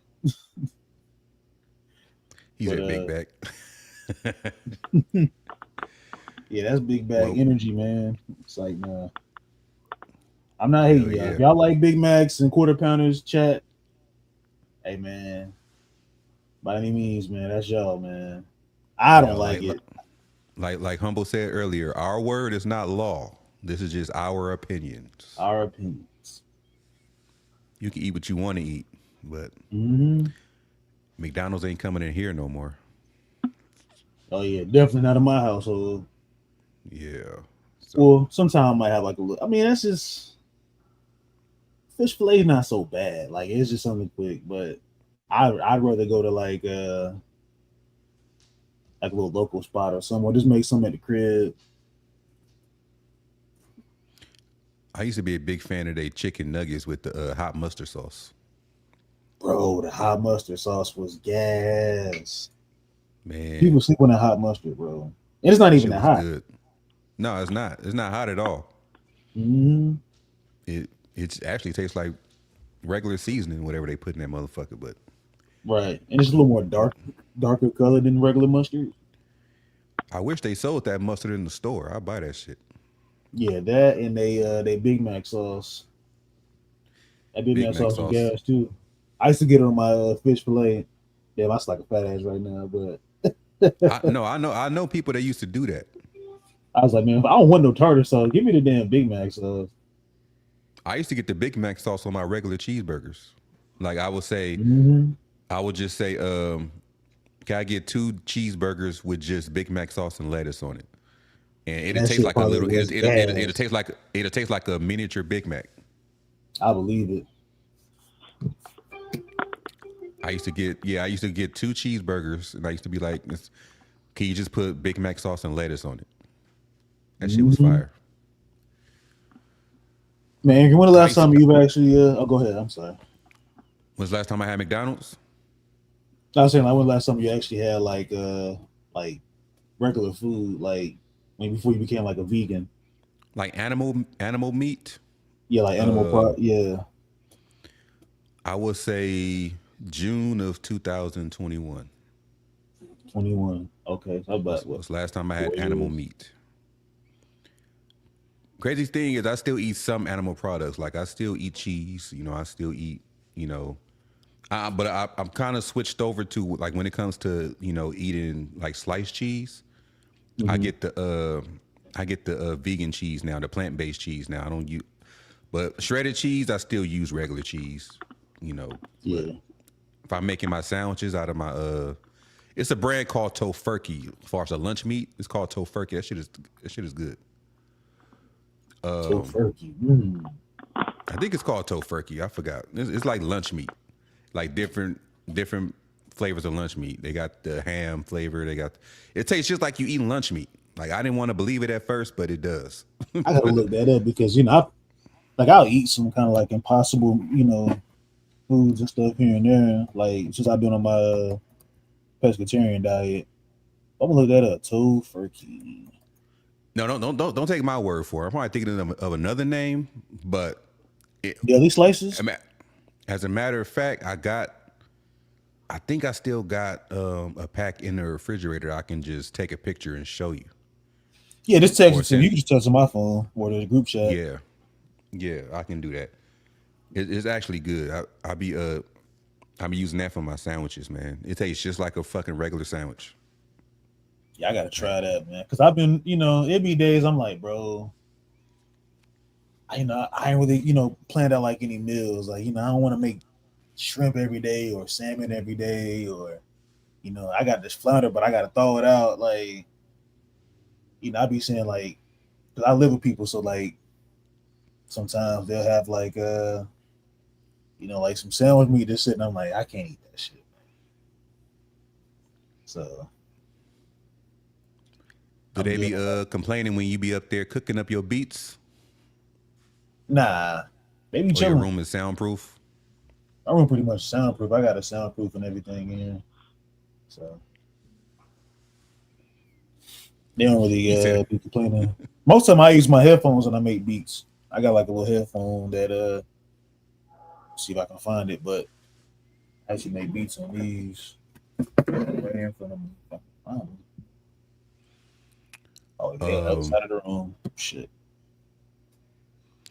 I take it my mic sounds okay because last time I did a sound check when I first I say it was about a few days ago. It sounded good on the sound check, but when I went online, it was sounding rough.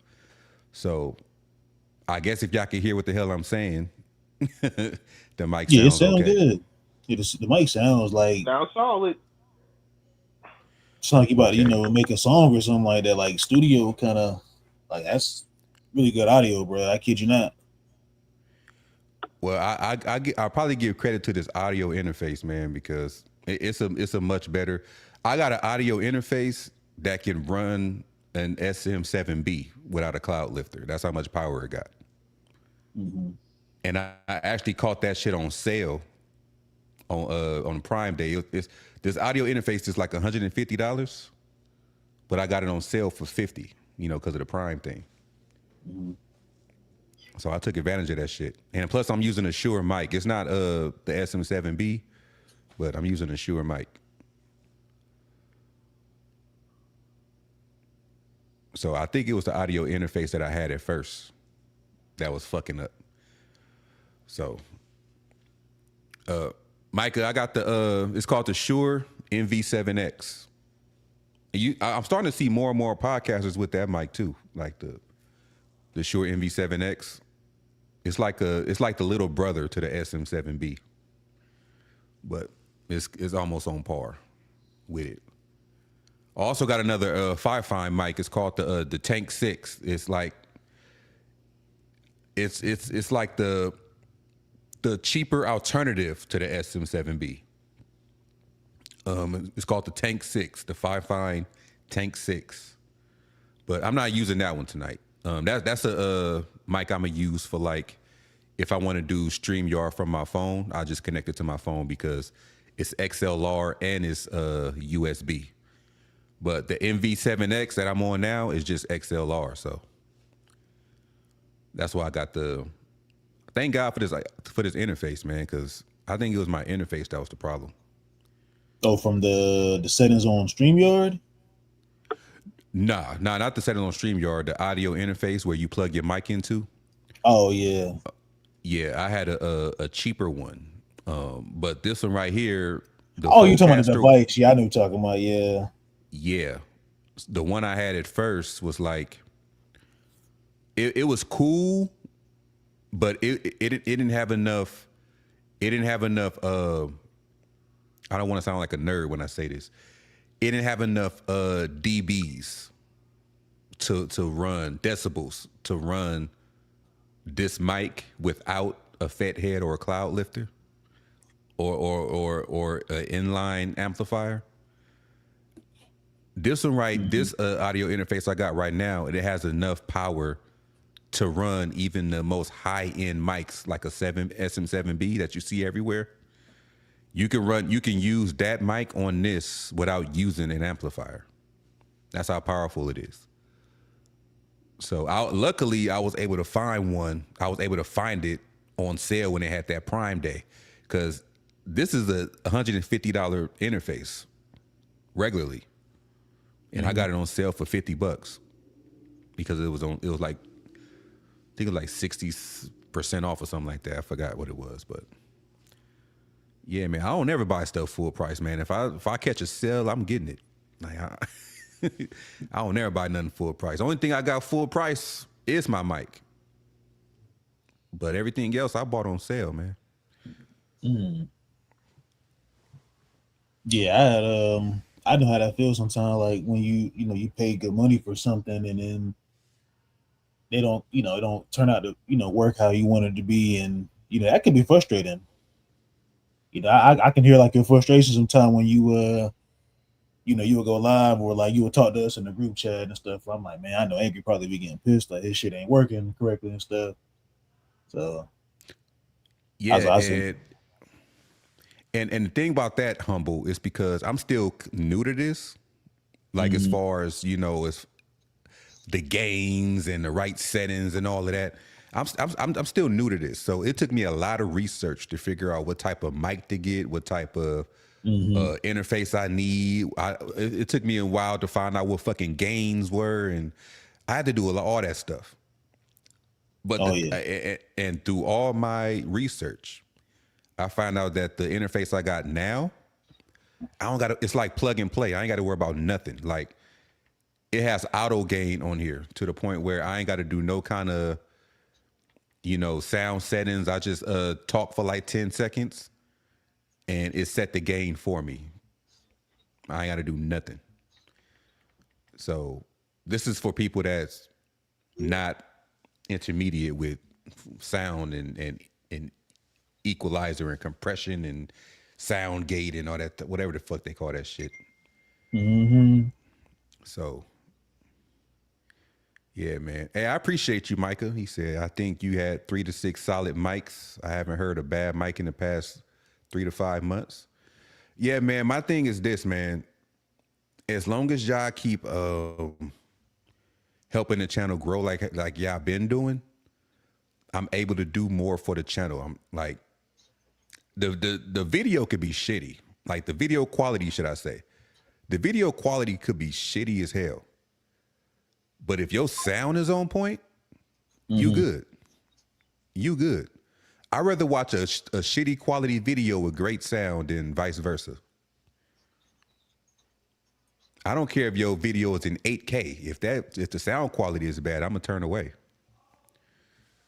So the sound makes a difference in everything. So I've been trying to do that for y'all, man. Like try to find the best mic. I had to trust me. I had a lot of trial and error. There's been times where I bought mics and I had to return them because they didn't sound as good as I wanted them to sound. But yeah, like Micah said, I got like 3 mics, man. I got this mic, which is the Shure MV7X. I got the Fifine Tank 6 that just actually came out like last month. That's like a cheaper alternative to the SM7B. I bought that for like a little over $100 on Amazon. And I got the Rode Pod mic. The mic you actually see people use on Man Down Sports. That's the Rode Pod mic.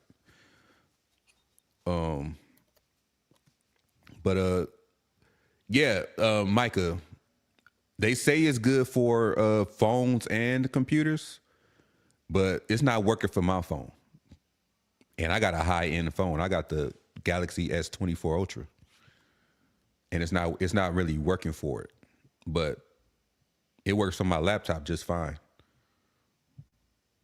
Yeah, see, I had like a Yeti. I had that blue Yeti one. I still got it. I don't really use it as much. Right now, I'm just kind of using like my earbuds for my iMac and stuff because I'm using the MacBook. So I just plug in my earbuds, and I just plug it in my Mac right now. But like, if it's ever like sometime like a playoff game or if it's like an NFL playoff game or something like that in general, shoot, yeah, I'm breaking out the professional shit, bro. I gotta go and get everything set up, make sure everything is loud and clear. But yeah, that Shure mic is actually fucking dope, bro. Like, I think I saw one of those in Best Buy one time. The MV7X. Yeah, it might have just been like yeah, it was one of my Best Buys out here, and I was like, bro, that's a tough ass mic, bro.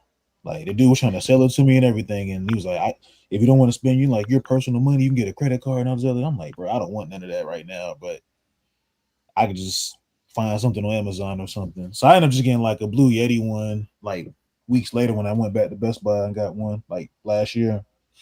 And I've had it for over a year, and man, it's a good fucking mic, bro. Like I paid like 60 or something. Like, wasn't that much. It was actually on sale. And that's what people don't understand, Humble. Like, a lot of times people think because the mic is under $200 that it's a budget mic or it's a bad mic. It really not. You don't got to spend like $400 or $500, which I would never do, to get a fucking good ass mic. Like, this is the most expensive mic I bought, and it was $199. Yeah, I think if I ever spend that much on the mic, you'll probably get like a HyperX or something like that, Quadcast. That's one of the mics with like the LED RGB lights in them or something. So yeah, those are pretty cool mics. Mostly a lot of gamers use those mics though. Yeah, they be putting all these mics out there for like they be trying to promote them as gamer mics as well. Like, I don't like when they do that, because it seems like it lowers the value of the mic when you advertise it as a gamer mic. Like, when you advertise it as like a podcast mic or a broadcast mic, it sounds better. When you say it's a gamer mic, like how they be broadcasting some of these mics, I be like, yeah, I don't want to buy it now because it's advertised for gamers. It might sound a different way. Yeah, it's mainly for like people who stream, and like if you're on Twitch or Kick, things of that nature, or just YouTube in general, like you just streaming like we're doing now. Like, I just call it streaming mics. I love, that's what I do. Streaming. Yeah, streaming is awesome, bro. Like, the streaming community it has its pros and cons, but I think it's better. Well, you can connect with people and stuff, man. When you got like good audio, people can hear you, loud and clearly, and people misinterpret your words unless it's not being altered by AI or something. Don't want to go down that rabbit hole, but you know how it be sometimes. Yeah, my point exactly what Micah just said. He said Albion is angry. That 5 fine mic you suggested and I got is dope. You find all the good stuff for the right price. That's what I'm saying. I don't be looking at all them fucking $400 to $500, $600 mics. You can find a good mic just by doing your research. I actually got that mic or suggested that. Well, I still got the mic, but I gave it away. I gave that mic away because I wasn't gonna be using it. But it's still a good mic. Basically, when I try to find mics, I either do my research on, watch these tech videos on my YouTube channels. I watch a lot of tech videos now because that's how I learn about all this stuff. I never thought I'd be into that shit, but I watch a lot of tech videos, especially if I'm going to spend my money on something. I want to hear professionals do the reviews on them. But that mic that Micah's talking about was less than $100, and it is a good microphone. It's the same company that I got my other microphone from, Firefine. Firefine got some good products. They don't overprice their stuff either, but they got some good products. The You can Firefly find them is on still Amazon. exist? Yeah, they on Amazon. Yeah. I got a mic from them not too long ago called the Tank 6. That shit sounds better than the SM7B to me. The Tank 6, and it's a USB mic, so I can just plug it into my phone and use it. It's a USB and an XLR mic, but I'm gonna use it for a USB. Like, it's gonna mainly be my on-the-go type mic if I don't want to carry this Vocaster around. Or if it's a time where I want to do a stream on StreamYard through my phone because my phone runs more smoothly, I'll just plug in that microphone. Because it sounds good. I did a video with that Tank 6 before, and it sounds great. I'm like, wait a minute, this mic sound better than the mic that Trevor Lane got.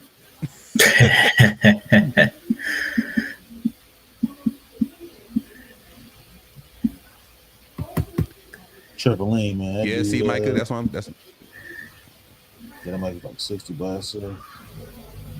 That's what I'm saying. I be trying to find the deals, Micah. Like, you'll be surprised what you find for under $200. You can find a great mic for between $60 and $80. All you gotta do is do your research. And plus, before I actually buy the mic, I actually want to see it, in action. That's why I be watching these tech channels, because I want to see how the mic performs. I want to know the pros and cons. I want to know all of that. Yeah, If like the the pros PC if the gamers. pros outweigh the cons, I'm gonna get it. Basically, like the PC gamer.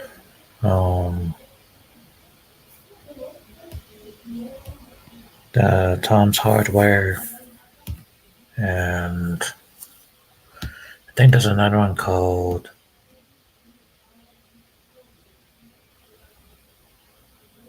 the Audio Visor. That's the other. Those are some of the ones that do the reviews. I thought about being a PC gamer, but that's an expensive lifestyle. Yeah, I got some friends that got PCs and coworkers that got PCs, and man, they've been telling me to get a PC for a while. They're like, man, you gotta go. No, I'm not spending money on a PC. No. I thought about it. I was like, bro, I go in Best Buy sometimes, and they be like, bro, if you want to get a PC, man, just get a credit card and just pay it off, bro. I'm like, dog, y'all really want me to then pay off? Like, I'm done, almost finished paying off one of my credit cards, and I'm about to pay off the other credit card, so I got to pay another credit card. So that'd be 3 credit cards I'm paying off all at once. You're spending too much money buying part by part, Right. and Because sometimes you gotta like get all not these worth other parts, and I'd be rebuilding. kind of scared to damn get a PC. Yeah. That shit gonna blow up or something. Like, I probably shouldn't say that, but I didn't realize that. Yeah. SMT spend how much? Wait. He said he got a Shure in SM7B GTA. and a Shure In GTA. SM57, and he said the SM7B was $300 more, but the SM57 is 90% better. The mic for a fraction of the cost. He have deep regrets. See, that's what I'm saying. Like, what I heard. Wait, hold on, y'all. I'll be right back. Give me a second.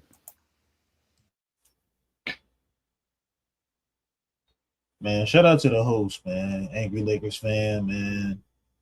You know, making this stream happen. You know, shout out to the chat. Shout out to the fellow members, man. My family, my brothers, EQ, Sean, Lad, OG, Big Baby. You know, shout out to the people that, you know, is popping up in the chat. Even Micah, man. Shout out to Micah, SMT. Man, who else was in here, man? I know we had some people in here. Reg Dog, Dylan. Shout out to Dylan. Detroit guy. Man, shout out to the whole crew. Even the StreamYard Duck, man. Shout out to y'all. I'm just giving y'all a shout out.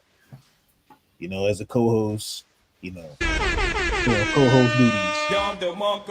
Bang, bang, bang. Shit like that.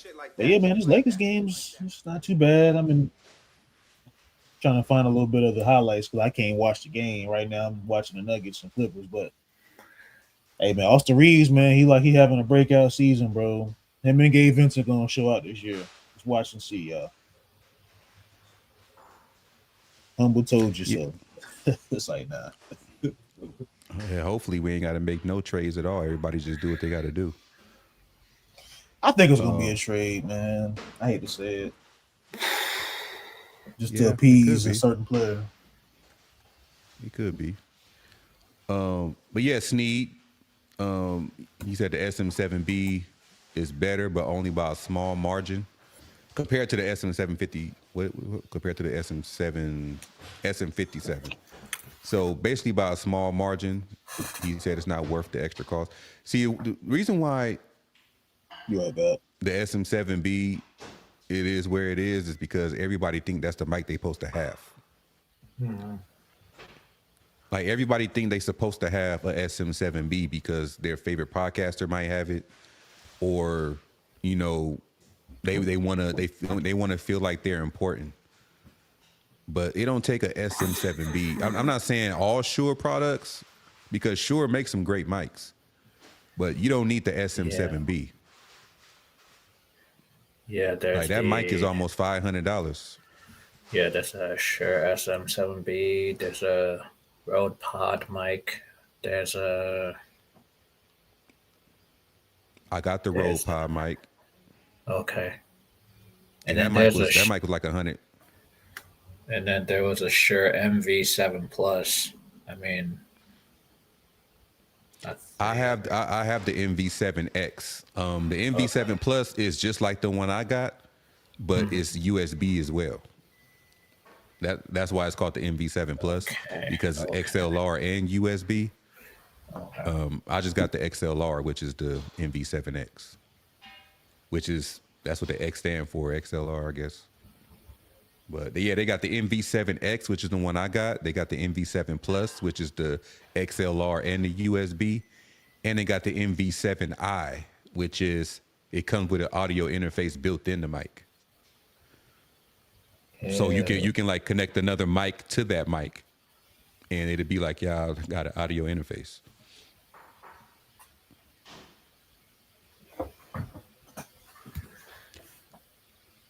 Yeah, and I wouldn't either. And the thing is about the SM7B Sneed, like I hear this from a lot of people that's been dealing with Shure for over the years.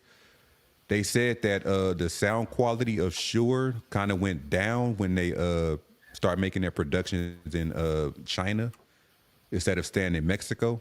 That's what I heard. Yeah, I think production used to be in Mexico. Yeah, it used to be. Yep. Yeah, and when they went to China, the sound quality kind of went down. Yeah, it's a long story. Mm-hmm. You guys, thank you for allowing me to be a part of the stream. Mm-hmm. You about to go make another call to another stream? About to go call in?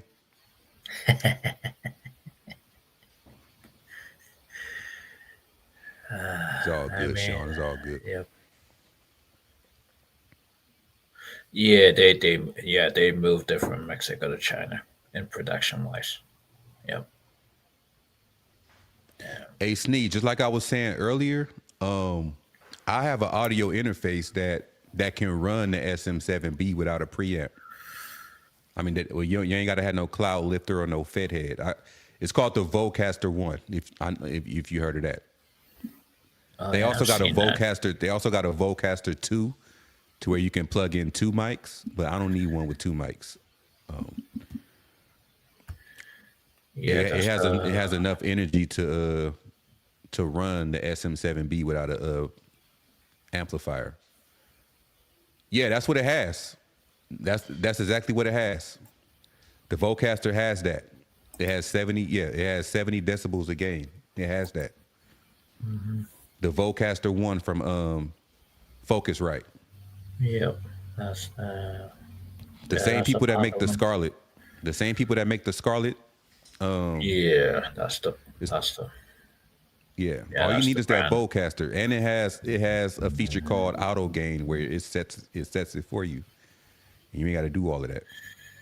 Yeah, there's a Philcaster one, the Philcaster one stereo version. I think there's the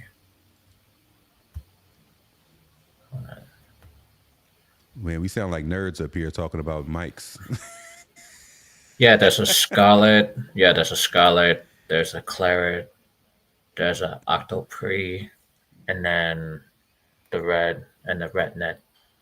Yeah, they go Yeah, by the range of decibels. I bought the Scarlet, not knowing that I didn't really need that, because I think that's for like mainly for like instruments as well, Yeah, the like guitars. plug-in instruments. Yeah, so I was like, nah, I don't need this. And after, like I said, with my audio interfaces, Sneed, it was a lot of trial and error, man. I got a bunch of interfaces that I really didn't need. Like it took me Yeah. all of that to really find one that actually works, and the one that actually works for me for what I need and my level of knowledge is the Vocaster. The Vocaster works for me. Like you don't need to buy no fat head. You don't got to buy no cloud lifter. None of that. You can run the Vocaster with your SM7B and be fine. I seen it work in action. I seen like, cause I watch tech channels on YouTube. I seen it work where people use their SM7B or their SM7DB or whatever, and they use it without a cloud lifter and without a fed head, and they use it with, just to compare it, and there's really no difference. Like this has enough power to run your mic without any of those amps. So I was like, if it has enough power to run a SM7B, then it can definitely run a SM or a MV7X with no problem. Cause I think this mic needs about 55 to 60 decibels to run right. And the Vocaster One, Peace and love on the planet Earth. shoots out 70. God, Miko. Yeah, Miko's hilarious. Oh yeah, she told me to thank you, man, for showing her stuff love, her posts Yeah, and all that. Miko's hilarious. That's why I was like, "Whoops, my bad." Yeah. Very, very creative, very hilarious, very short. All of that.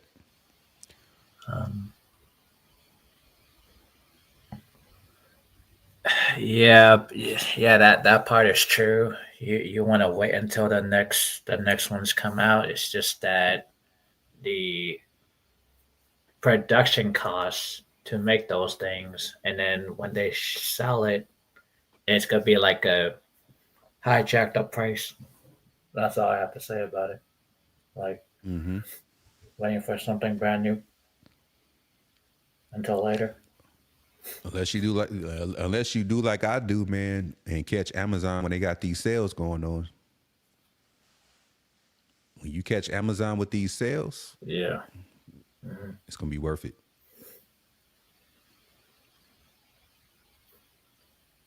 Cause I don't buy nothing full price half the time. I always catch them while they on sale. Yeah, especially like the ones that who made them. Like they have their Yep. own website, but it's like a regular price. I ain't never spent more than $200 on a microphone. Mm-hmm.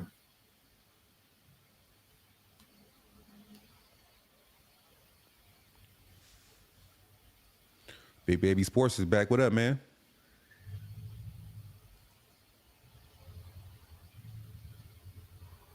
Oh, Big Baby's back. He got is he using the he's using the emojis. emojis. Yep. Well, he can't do it on TikTok because I'm not live on not TikTok, Twitch. I'm not live on Twitch. I think I deleted access to my Twitch because I don't even be on Twitch like that no more. So yeah, I don't be on Twitch no more. Yeah. But this is a good game, man. Up and down game. I mean, we did let them come back. We was up by more than that. Yeah, the only question is what's their bench gonna be?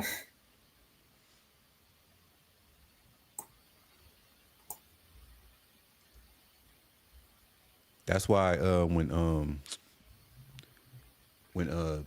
Dwight Smith earlier, where he was like, "What superstar we gonna get?" I said, "I'd rather just build a solid." Yeah, our bench is depth already a chart. question mark. Yeah, our bench is already a question mark.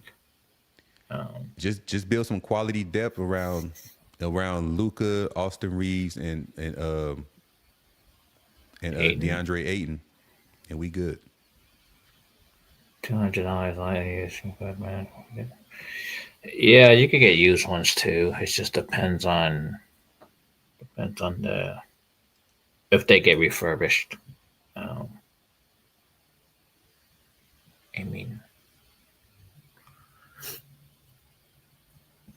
mean, some of them have to be refurbished.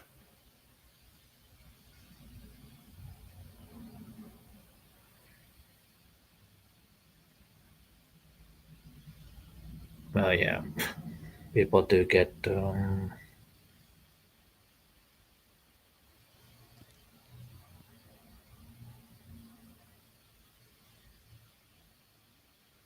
Yeah, I don't. I try to get the best quality possible for my clippers as well, because I use clippers to clean myself up in between barber visits.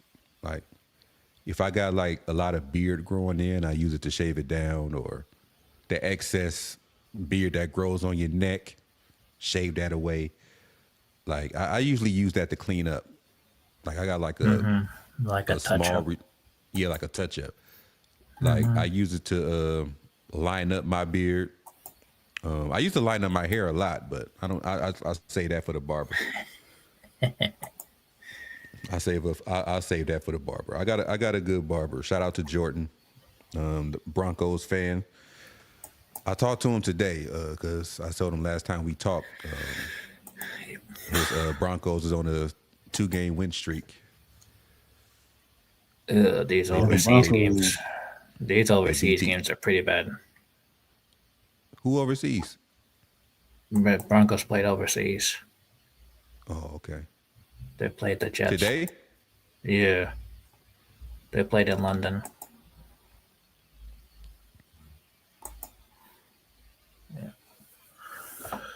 Ain't they that what the played in NBA London. talking about doing too? Going overseas? again? Yeah, that's insane. From the NBA. It's like you're trying to bring EuroLeague teams over. I'm like, no, that's not gonna work. It's just too much travel time and the time difference. It's because they're trying to make the game like extremely global, like NFL doing that now. Yeah. So they can make the NFL global. Yeah, no, I remember when they had NFL Europe. That didn't last. That didn't last that long. They had NFL Europe before. I mean, they do that sometimes too in the NBA with in the preseason games where you got those overseas teams come play a team. Yep. Mm-hmm. Like you will see Orlando Magic versus Czechoslovakia, Yeah. in a fucking preseason game. They'll play all the way in Dubai, like. Yeah. Mm. Like, I don't know, man. Adam Silver's ruining the NBA. Yep, the whole playing tournament, the whole CBA thing, making teams in the middle of the pack.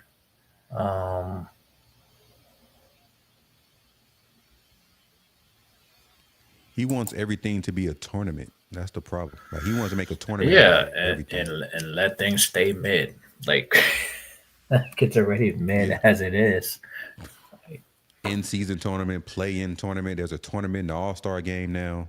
Like you want everything to be a tournament. Like if you want everything, just go to college basketball. Why you want everything to be a tournament? A college football. I mean, turning the game into like a damn soccer league or some shit. Yeah. Right. These soft ass basketball players want a shorter season and you putting tournaments out there. Yep. Nobody got time for that, man. If you don't make the 8th seed, you just don't make the playoffs.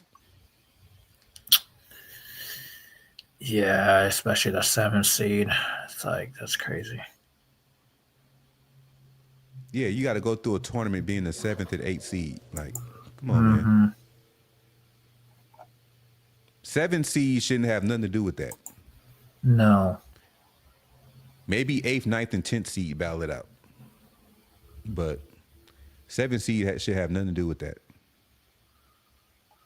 Yeah, our benches. I don't know. Man, I was tripping for a second. I was like, damn it, when did Max Christie go on the Clippers? And I realized, oh, that's his brother. Yeah, that's Cam Christie. Yeah. Man, Lad probably was watching the game and probably got excited. Lad was probably watching the baseball game. He's a Mariners fan, ain't it? Yeah, that's what I'm saying. Yeah. Yeah. Or he's probably grieving over, that loss from Oh boy, yeah. Yeah, the Chargers. Yeah. Chargers got a good team this year, man. Yeah, they try to win that once tough division. They try to win that division. I know EQ, he ready to get rid of Geno Smith. He said, "Get the hell out of here, man." Hey, he's got the most interceptions in the whole league. So, man. He said, "Fuck that." Hey, Tom Brady, put a jersey on. No, he's a broadcaster. He don't want to play. He's a broadcaster. I think sure he come out there. Brady wants to play, bro. Like you can see it in his eyes. Like he's passionate about the game. Like and he really wants to play. He's not going to play in the office. If you give him a good offensive line, that's exactly my point. Yeah, he'll give you like a good 20, 30 touchdowns. If you give him an offensive line, that is. Yeah. Especially how he keeps up with his health and shit and his body. Like, if he ain't got to do that much running and moving around, he'd be good. Yeah. Like, I'm glad I'm not seeing that from Aaron Rodgers. He ain't doing too much running and moving around. Like, but that was my biggest worry because he's over 40, and the AFC North is a different ball game. So, but crazy enough, rest of the AFC North not doing so good. Yeah, that's crazy. Yeah, you got the Browns and the Ravens at 1-5. And I think Cincinnati's 2-3 or something like that. Yeah, and they got they got Joe Flacco over there. Man, Yeah, they got Joe Flacco. That's the two oldest quarterbacks, Rodgers and Flacco. That's crazy. He almost played for every team in the AFC North. He played for the Ravens. He played for the Browns. Now he about to play for Oh the no shit. Bengals. Yeah, he played for. Well, he didn't play for the Steelers, but Now he didn't play for the Steelers, but he played for almost every team in the yeah, AFC North. yeah. That's wild. hmm That's wild. I mean, I'm sure Joe Flacco is a better choice than what Bengals had. So Shador Sanders. No. no, I'm Oh. talking about the Bengals. Cause I don't know who their backup quarterback was. They just released him when they got Flacco. I wouldn't be releasing no quarterbacks because Flacco can get hurt, and then what? I don't know. That's Like you should not put all your chips, you know, in that basket when you got an older quarterback and Flacco. Like what you gonna do if he gets hurt or starts to stink up the joint? You got rid of your backup. yeah. I mean, that's what it is, though. That's what they're gonna ride with. Micah said, if you give Brady a line where he can stay in the pocket for 10 to 15 seconds and one decent receiver, No, you can get to the playoffs. not against the Chiefs and Chargers. That's not happening. Against the Chiefs and Chargers, that's not happening. Okay, let's be clear.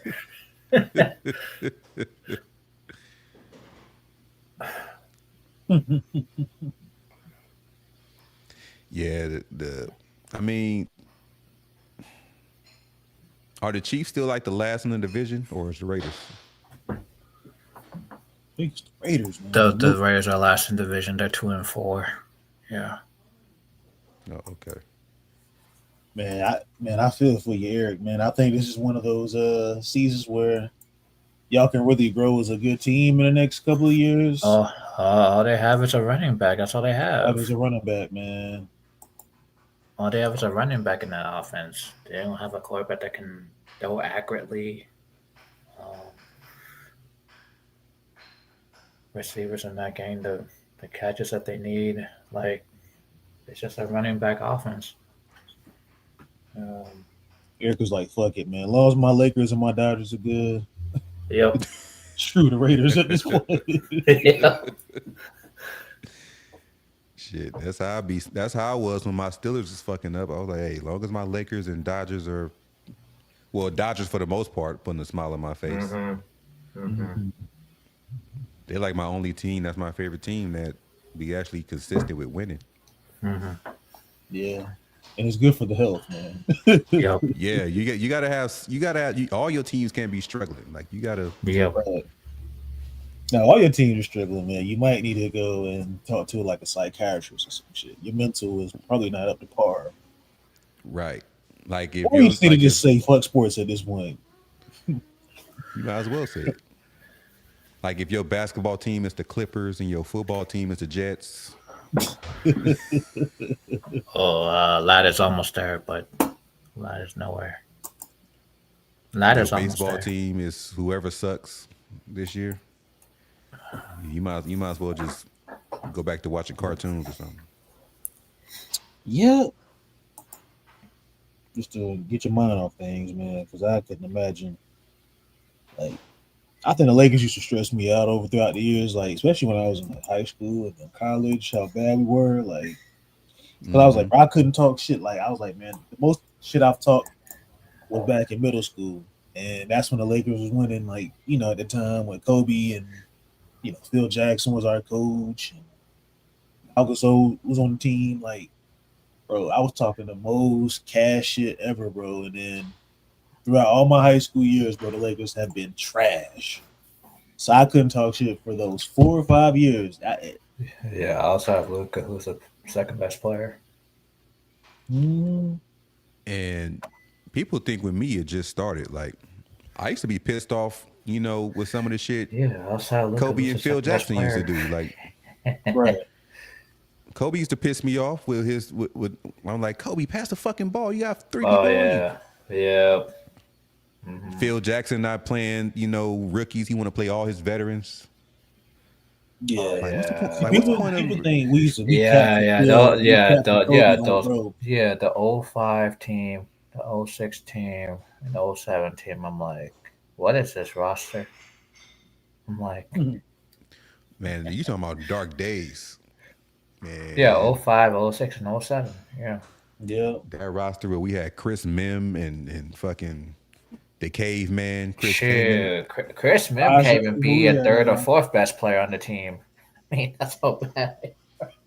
I mean, we got a little better with Josh McRoberts. We got a little better. We got Oh some boy, athleticism and That was Smush I don't Parker, know. bro, and Smush. I didn't care for Jermaine Smush Parker. Jones. Jermaine Jones. Jermaine Jones. He played for Portland too, right? Chucky Atkins, man. Chucky Atkins. Ronnie I remember Chucky, Turioff. yeah. Ronnie Turioff. I used to like Ramon Sessions. Ramon Sessions was good. Oh yeah. Yeah, The Derek Fisher replacement. The Derek Fisher replacement. Yeah, he was a Derek Fisher replacement. I was sad when I'm still sad they traded Fisher. When I heard that news when I was at school, bro, I wanted to cry, bro. Yeah. I was like, how could y'all trade this dude, man? Like I think I told Big Baby when he was on doing an interview with Fisher last year, and I was like, man, I'm still hurt from when the Lakers traded him, bro. Still today, that shit still bothered me, bro. So I'm like, I was like, bro, how could they ever trade a dude like that? Somebody that was rocking with Kobe, that came up with Kobe, and like won 5 NBA championships with him, bro. Like, I thought it was impossible to ever trade somebody like that. But it is what it is. That's when I was learning that's like how the NBA was just a business. Man. McRoberts. Yeah, he was athletic. I liked him too. Like Yeah, there was what was it, Brian Cook? My favorite underrated Laker was probably Shannon Brown, man. I love Shannon Brown. Yeah, Shannon Brown is actually one of my favorite all-time dunkers. Like I love Shannon Brown. Like that Brown dude had can hops, dunk. but yeah. I miss Shannon He was Brown. in the dunk contest at one point. He had Kobe throwing them lobs and shit like that. I like Tim. I like Jordan Farmar, Sasha Vojacic. Lamar Odom used to piss me off, bro. Like he'd have one good game, he'd have like a bad game. Oh yeah. Like if we could ever get Lamar Odom on the show, man, I'll tell him straight up, like, Lo, you used to piss me off, bro. Like he just always had like a good game, and then like the next game he just be ass. I'm like, bro. Oh jeez. Kendall Marshall, don't forget, man. Yeah, Kendall Marshall. I'm like, ooh. K Butter. Yeah, K Butter was nice. Yeah. He was a decent passer though. Kendall Marshall. Yeah. If you look at it, man, we ain't had this. Luka is our best point guard since Magic, as far as superstars go. Yeah. Yeah, we ain't had it's been a long time. I wasn't even born when Magic was playing. Nope. Yeah, we ain't really had like a. Well, I'm not gonna disrespect him. Nick Van Exel. I like Nick Van Exel. Yeah, Nick Van Exel was fired. Like I told Jamal Crawford on Twitter that his game reminds me of Nick Van Exel's, and he liked the tweet. If you look at Jamal Crawford and Nick Van Exel, they game is kind of similar. Yeah. Hey, Nick had moves though. He had really good handles. Yeah. He passed the rod. Bro, Yeah. people slept on Nick, bro. Yeah, Nick Van Exel he made the All-Star team at one point. So let me ask y'all this though.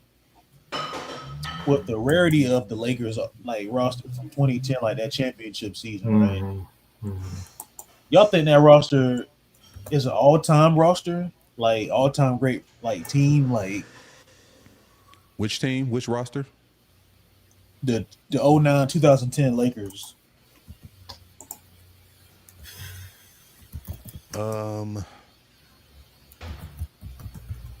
I mean, I did like the acquisition of Ron Artest. Because I think without him, we don't beat Celtics like that. Mm-hmm. Yeah, his defense, that perimeter defense, you definitely needed that presence out there on the floor. Like, Yeah. So I wouldn't say it's an all time. As far as a team go, I would probably say it can go down as one of the best. It can go down as a team with one of the best duos of all time in Kobe and Powell. And they did go to 3 straight finals together, and won 2 of them. right? Yeah, because a lot of people they're like, man, I would say Kobe haters and Laker haters, they would say like, yeah, that team was actually an all-time great team. I'm like, bro, they just had a dynamic duo with an all-time great coach. That was just it. Like, That was it. I'm not downplaying Derek Fisher. I still love D Fish, bro. I wish I had a chance to talk to him last year when Big Baby was on live with him. But I still think that team, if we talking about all-time great, they're not beating the 73-9 Warriors team. They're not beating the 13 Miami Heat. In my mind, I think they could have beat the Heat, but because of Kobe and Powell, they're not beating, the the 07 Spurs, man. The Spurs was deep. They were loaded. And they're not beating the 96 Bulls. But I think that team. Go ahead. I was just about to say if Miami did make it to the finals to face the Lakers, Eric Spoelstra would have got outcoached by Phil Jackson. Oh yeah, they wouldn't. 100% agree with you. It would have been more of like you said, he'd have been out coached. It would have been more of like a situation where like, okay, yeah, this Heat team was more talented than the Lakers, but the Lakers had more of experience and coaching. They would have been like you said, out coached. Yeah, the Lakers have been outmatched, but the Heat would have got out coached. Mm-hmm. Yeah, the only matchup probably would have been maybe they definitely wouldn't have been able to stop Kobe in the finals. They wouldn't have been. No. They didn't have nobody to stop Kobe. Powell too, probably to a certain. If Andrew Bynum wasn't hurt, it probably would have been. Yeah, Andrew Bynum's a different story. Yeah. Yeah, no broken finger, Kobe. Kobe with no knee injections and none of that. That Kobe, healthy Kobe, a healthy Powell, the triangle offense. Yeah, the Lakers probably would have won. It probably would have went to like 7 games, maybe. I think our test was better than Ariza. Oh yeah. When they met the Celtics. Yeah, Ariza was still up though, man. He was just a young guy. He came into a good situation with the Lakers, and I think the synergy was good. The chemistry was good, but it's like, bro, Phil Jackson was an advocate for like, hey man, we need to get defense because we lost this kid and Ariza. Let's get Ron Artest, man. Let's go get Artest. I know it's the unorthodox of having this type of player on this team because we got Kobe Bryant, who was a cocky guy. You know what I'm saying? Kobe was a force to be reckoned, bro. Our task was before Draymond. Let's be clear. Yeah. Oh yeah, bro. The motherfucker changed his name. Our test was before Draymond Green happened. So, I mean, and shout out to Artest, man. He, I think he's a friend of Big Babies as well too, man. And bro, Artest, bro. So we talking about somebody that was Kobe was going up against, bro, night to night basis. Yeah, guys like him, Rajah Bell, Matt Barnes, like, come on. Yeah, they had their battles. Mm-hmm. I hated Rajah Bell. Artest especially.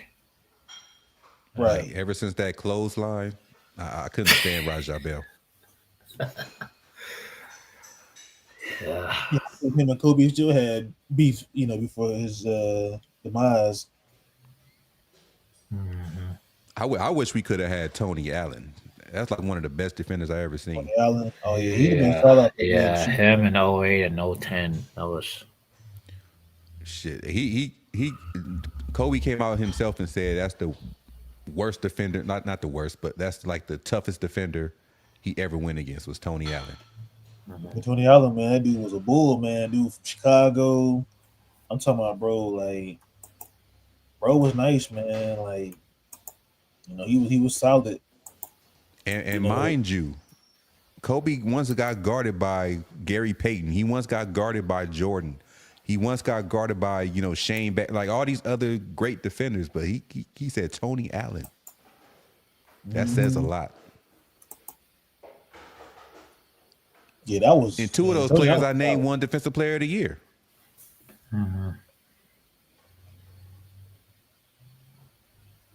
I think Ron Artest won Defensive Player of the Year too when he led the league in steals Yeah, when Ron he was with Artest. Indiana. Yeah, I think he won Defensive Player of the Year in Indiana. He led the Yeah, league in Mike, that is true. steals. That he did have some defenders for Kobe, bro. Like you just throw so many guys at Kobe, bro. It would have been difficult for him. I think Kobe still would have got his. He still would have got his 25 plus points, but it would have been tough for him and stuff because the Heat, with Eric Spoelstra's like that zone defense that they always ran in Miami, like it always was effective for teams that ran system like offenses. But with Phil Jackson, I think he made the proper adjustment. And Pau Gasol, like him and Bosh would go head to head, but I think Pau would have got the upper hand. Kobe and D Wade, man, bro. Ron Artest and LeBron, like that'd have been interesting to see, like somebody that can actually get into LeBron, like physically with and like man, you said, man, and EQ, like I think it would just been a situation where the Lakers would have just outcoached him. Simple. He said, bro, if Kobe had Tony Allen, that might raise Kobe defense even more because Kobe would have fed off of Allen. Yeah, I think that synergy would have been sick, bro. I just want to know how that practice would have looked like. In another universe, Tony Allen's on the Lakers with Kobe Bryant, Phil Jackson as a coach, Powell, Derek Fisher, point guard. Like, Mario Odom is still on the team, but man, bro, that would have been You, crazy, bro. Tony you would Allen. have a tough time scoring on that team. I tell you that. Mm-hmm. If they was both your backcourt, Right. Kobe you like would have had a guys tough. like that, man. Mm-hmm. Yeah, He loved definitely. guys like Matt Barnes and Or you could have had Derek Fisher at the point, Tony Allen at the 2, and Kobe at the 3. yeah, that would have been a good defensive scheme, man. Because Fish played defense too. People slept on Fish's defense. Yeah, Fish had defense too. He played good post defense as well. Like Mhm. And the Lakers really because never played zone defense. They always played more of like man on man. Or they'll go into a zone, but it'll be like a 1-3-1 zone. And I know that's an mm-hmm. old defense. No team really run that anymore. But when they were running defense like a zone, they'll go to 1-3-1. But nowadays it's like everything is so heavy on 2-3 zone. Where back like in the 2010s, early 2000s, that was more just like a man on man defense, man to man defense. And the Lakers, they had a good defense.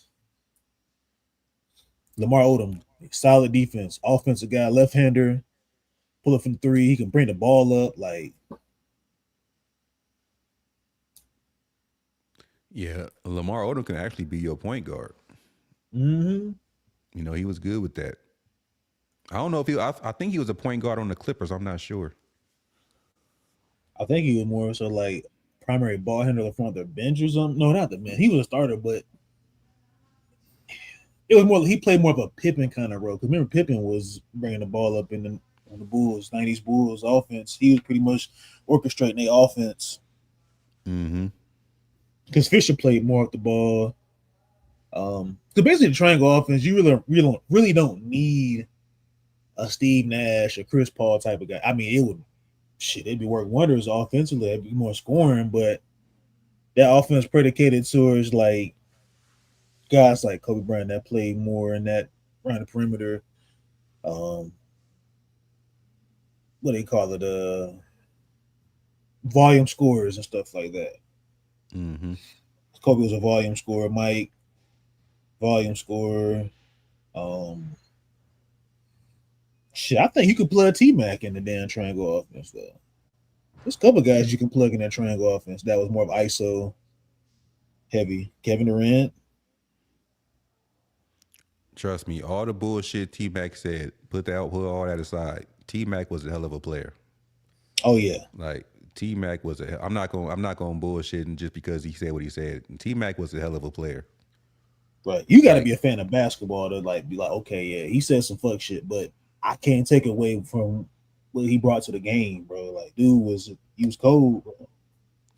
it's not too many players, especially at his position, that you can put over a prime T Mac. Mm-hmm. He's giving you 35 to 40 easily. Like the dude was an offensive juggernaut, and he wasn't too bad on defense. He said, "Could Tony handle the ball?" Tony Moore was just more like he wasn't more like a two-way guy. He was just more like a guy that go out there to play defense. He can shoot somewhat. That wasn't like his strength, but he was more either just playing defense, just scrapping. And you don't really see that nowadays. I could think of a team off the top of my head like the Grit and Grind Grizzlies. I'm pretty sure y'all remember that team with Zach Randolph, aka Zebo, and Mark Gasol, Mike Conley. Yeah, Man, that was a good fucking team, bro. That was a good fucking team. Yeah, bro. we got Marcus All past his prime. That was For a city like Memphis and this blue collar work ethic city like that, man. Who was the coach? Who was that coach, man? I was trying to think of it right now who the coach was. Lionel Lionel Hollins? Yeah, Lionel Lionel Hollins. Hollins. There you go. Yeah, man. Shout out to Lionel Hollins, man. Won a championship with us. Shout out to Lionel shout out to Lionel, man. People sleeping. Lionel Hollins a good basketball mind, man. Ray Allen was good in Milwaukee and Seattle. Yeah, but that's when he was dunking the ball more too in Milwaukee. And that was Jesus Shuttlesworth. Yeah, that was Jesus Shuttlesworth. That was He Got Game. He was He Got Game. Yeah. And probably my favorite Denzel movie. That was a good movie. And then his prime left when he went to Boston. Yeah, they pretty much made him like a catch and shoot guy in Boston. That's crazy. He went from an athletic player, to one of the greatest shooters of all time. Mm-hmm. Like you cannot leave him open because he got a quick shot. Like his shot release is quick. Yeah, shout out to Trey Ford, man. Hey, Raylan was one of them guys. He was one of them dudes, bro. Like, and people be sleeping on Trey Ford, bro. Like, he's one of them ones, bro. Like, when I look at like the game and shit, like we don't really got guys like that in the league today. Like, we ain't got no Ray Allens. We ain't got no Vince Carters. We ain't got no T Max. Nope. And that made me watch the game so much because, like, bro, we had some dogs that, some of these guys never won championships, but these motherfuckers, they left a print, like they left a legacy, bro. Like Allen Iverson. They got too many role players in this league. Yeah, it's way too many role players, bro. And all those players you named were alphas. Like they could have been number ones. Kevin on Garnett. their teams. Like I'm so old school, man. I really hate these big men out here that just want to shoot threes. Like I hate that. Like it's good to have that in your repertoire, but don't be known as a stretch big. Yeah. So I think when the game is just so predicated on like spacing now, it's like I really kind of somewhat blame Golden State for this shit because every team wanted to replicate how they was running. They running and gunning and shit with this space and pace offense. You pretty much had to have a big that can stretch the floor. Like I remember back then, there was stretch bigs back in the early 2000s, like KG, Mario Stoudemire. Tim Duncan was, guy that could stretch the floor. Whiskey. Dirk. Like, how can I forget about Dirk? But these guys wasn't shooting 100 threes every night. They played around the perimeter. They played in the post. Can't forget that. Like, I mean, Dirk could have, but he didn't. Yeah, Dirk could have played in the post. I mean, shit, his post game was tough. Like, far as like his post control, like fade away and shit, bro, was out of this world, bro. He was out of this world in 2011. Oh man, that 2011 run, that shit still kind of bothers me to this day because Yep. the Lakers could have won that shit, bro. Like, I Yeah, just but Yeah, but Dirk had an insane run that year. I'm like, who's stopping this? he said, Like, stretch big is a slight pause. Oh, yeah, my bad, man. But that's that's a crazy. pause that you said when you said, "Can Tony handle the ball?" That's a pause too. yeah, yeah. But Players that can I stretch the floor, big that can I stretch knew the floor. I knew that back then, y'all, because I said that we got swept by the Dallas Mavericks. They winning the championship, and sure enough, they won that shit because you And couldn't it's, stop Dirk that year, man. I mean, sure, even the 2014 Spurs. I'm like, Man, that was beautiful brand of basketball. If you a fan of basketball, you got to appreciate that 2014 Spurs team. I thought the Heat Yeah, had the best team, and I thought the Heat could I have won think it. that's what Golden State turned that offense into. Even You wanted something, EQ. uh, You I mean wanted he is something, from bro. that We cooking. Popovich tree, man. Yep, I, yep. Angry, you cooking I something too, bro. I think the 2014 Spurs A turned good to the stew. 2015 Golden State. Yeah, I think with Steve Kerr, I think he wanted to kind of implement an offense that was similar to like the triangle and the motion weak. So Yeah, because he did play under Phil Jackson. he played under Phil Jackson, he played under Pop, and Yep. then he was a general manager for the Suns. Remember that Yeah. 7 seconds or less offense in '06 Yeah, Suns? Like, Yeah. Was Stoudemire. Yep. yeah. So hey, Kurt, he's a fucking mastermind, bro. I give him that. See, I hate how they did Mark Jackson. They fired him and then they brought in somebody that doesn't even know anything about coaching, bro. But he implemented a system that worked for Curry and Klay Thompson, and those guys. And then he brought Draymond from off the bench to make him as a starter and put him as a ball handler.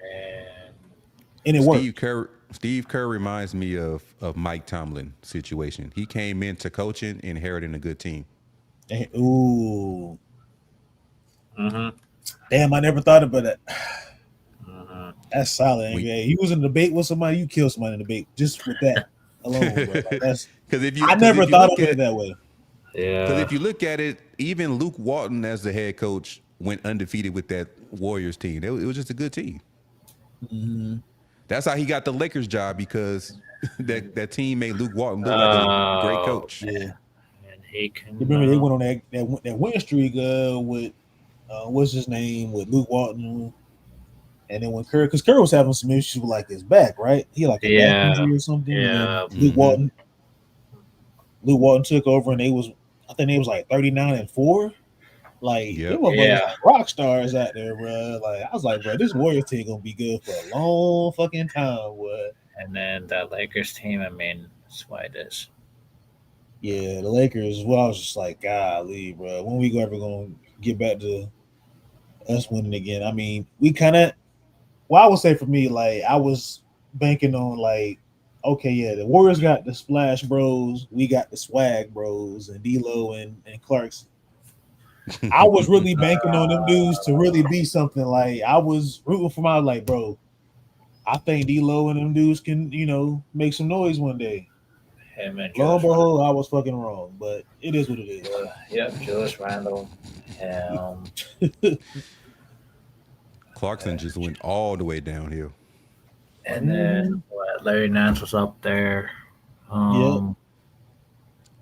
Larry Nance used to catch bodies. I remember he put Kevin Durant on a poster.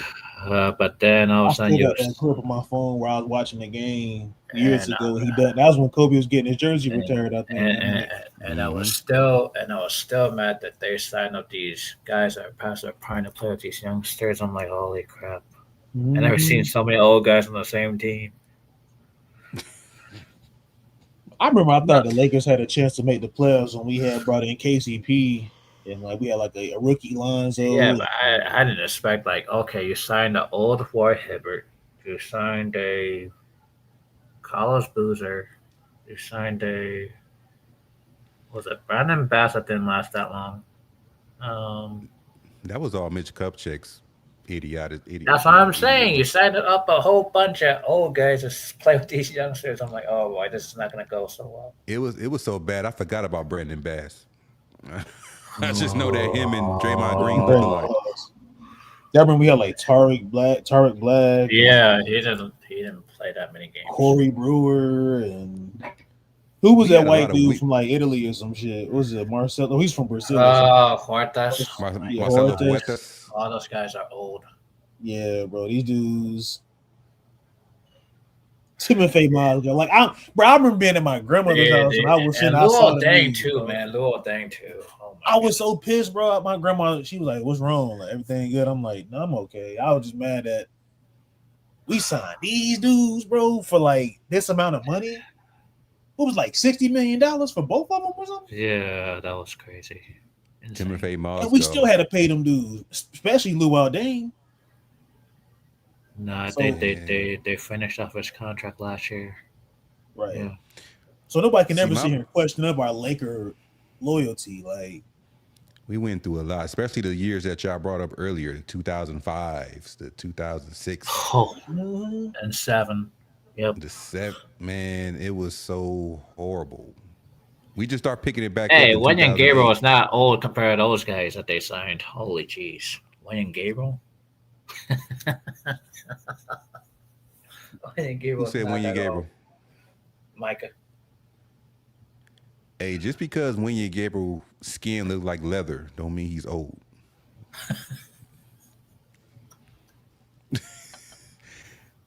Shout out to Wenyen Gabriel, man. We had like stream after stream just roasting Wenyen Gabriel out of nowhere, man.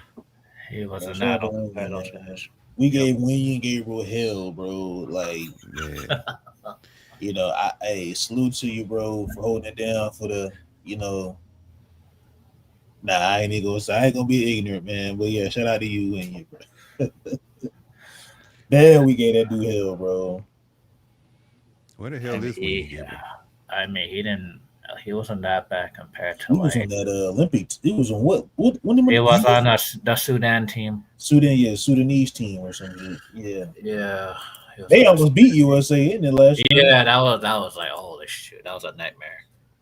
Bro, the USA damn near almost lost some of them games, bro. Like they almost lost to Serbia and Jokic. Yeah, they almost lost to Jokic. It was Jokic, and then it was like all these fucking monsters and shit. Yep.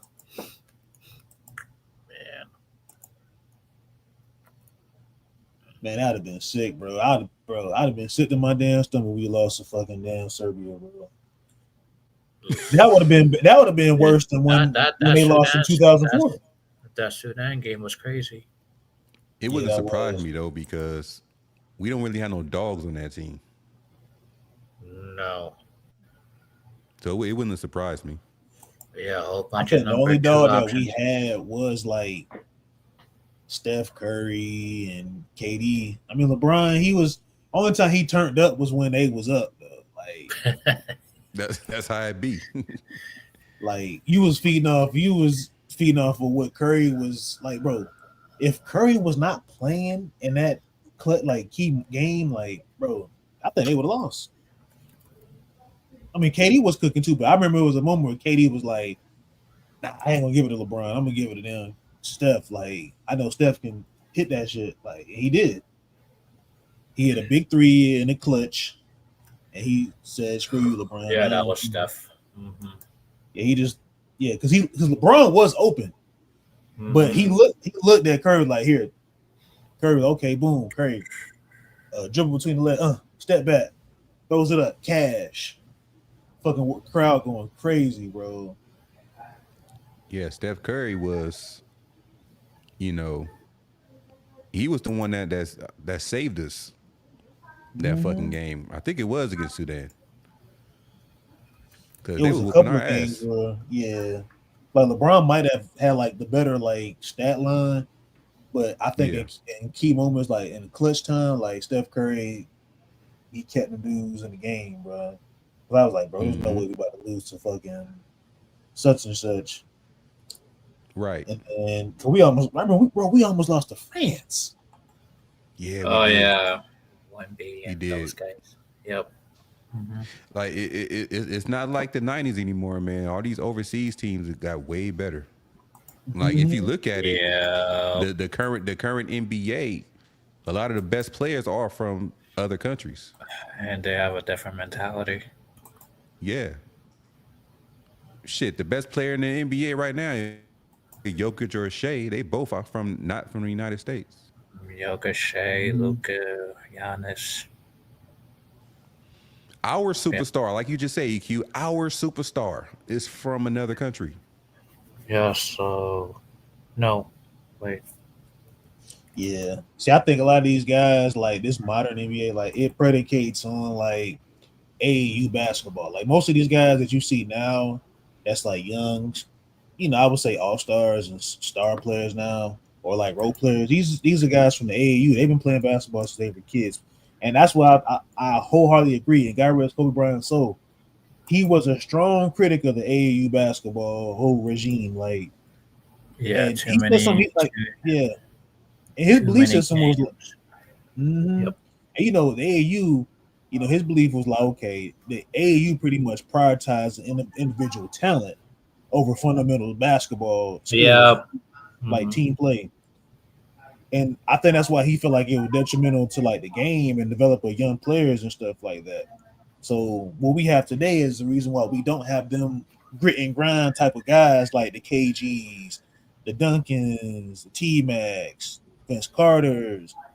I can go so and so Dirks. Like, those overseas guys, they always been playing fundamental sound basketball. So Mhm. it's really nothing new to them. And Kobe was an advocate for like guys that love, that play fundamental basketball. The system exploited players for profit, man. Like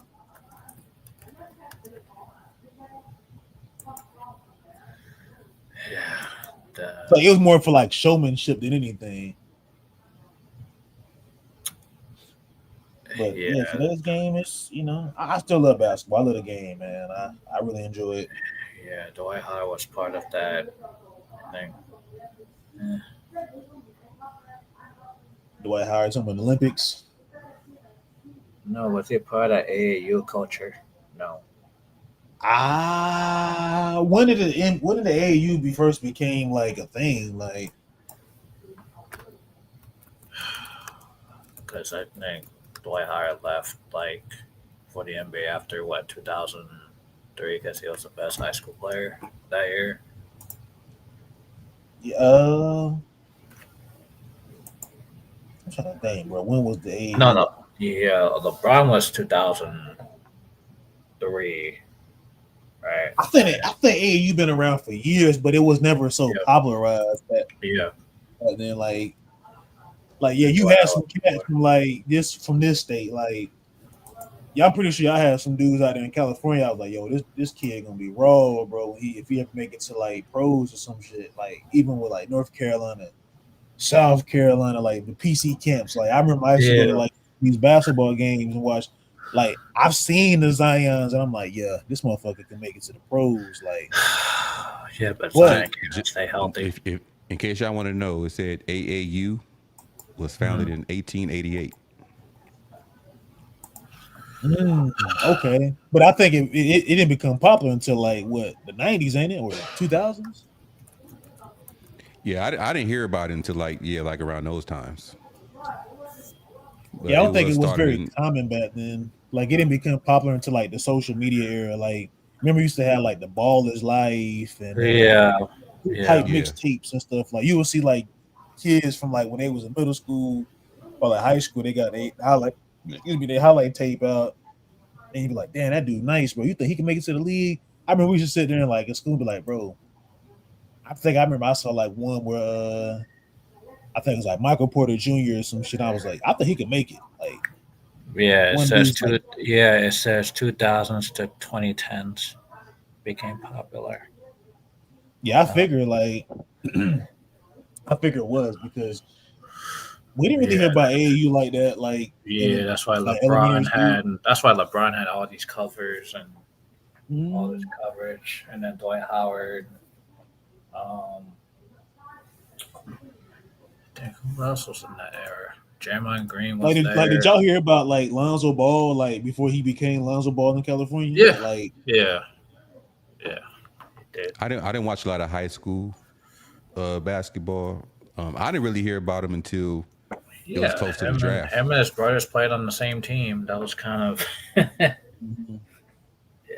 That's why I'm saying they dad might be right. Like who else know but him? Like if an NBA team put all of them on one team, they might just run the league because the chemistry is off the charts. Yeah, but sadly, the middle one hasn't had an NBA career. The middle one. Yeah, Jello. He's working on his rap career. I feel like he could be solid, like like the 12-man rotation. Role player. Mm-hmm. But I think LaMelo and Lonzo could be a great backcourt together. Oh yeah, I think so too. You got two like playmakers that can feed off each other, and they already know each other. They brother, they siblings, they been hooping with each other for years. That'd be nice to see that, man. Somebody go take off on a fast break for an outlet pass, or it's like watching Chino's Hill again. They used to, bro. Chino Hills used to pop on my feed on like Twitter back in the day. I'm like, bro, who the fuck is Chino Hills? Where is that even located? Like we saw, like, where the hell is Chino Hills at? They made that team popular, man. And long here come LeVar Ball. And I was like, bro, nice skinned cat on here. He talking. Christian Colucco's on that team too. Right. Christian Colucco. Oh, great. I hope he elevates, man, because I think he has the potential to be a solid backup center. If he just continue to put in the work. I think it's a mental game with him, and he was dealing with like some blood clots. He and Jackson Hayes, they both foul a lot. Like, yeah, they do. They definitely do. That's what I'm saying. They don't have the fundamentals of playing post defense and like. I think it's modern. Go ahead, Angry. I was about to say, what are we doing with Maxi Kleber? That's a good question, man. Man. Are they just waiting for him to like be clear to actually really play? I mean, they said he's good to go. Like, yeah, I didn't get the fact that he played Minnesota for 3 minutes to see what he got. That was a waste. To see Maxi Kleber for 3 minutes to see what he has in a elimination playoff game. Mm-hmm.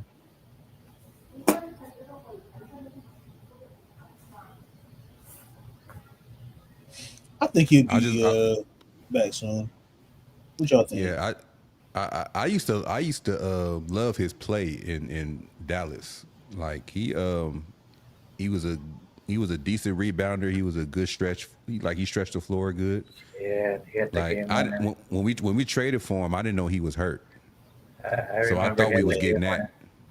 Yeah, I think him and Luka got hurt like around the same time. Yeah, his was like more worse than Luka's. Because remember Luka, who they play in the Christmas game, and like he had got hurt. Like Minnesota. I forgot who Minnesota. Was it Minnesota? Oh, okay, yeah, that's when he got hurt on Christmas Day, and then after that, Luka just kind of. I think that's why he put on that weight, because he probably wasn't really training as much.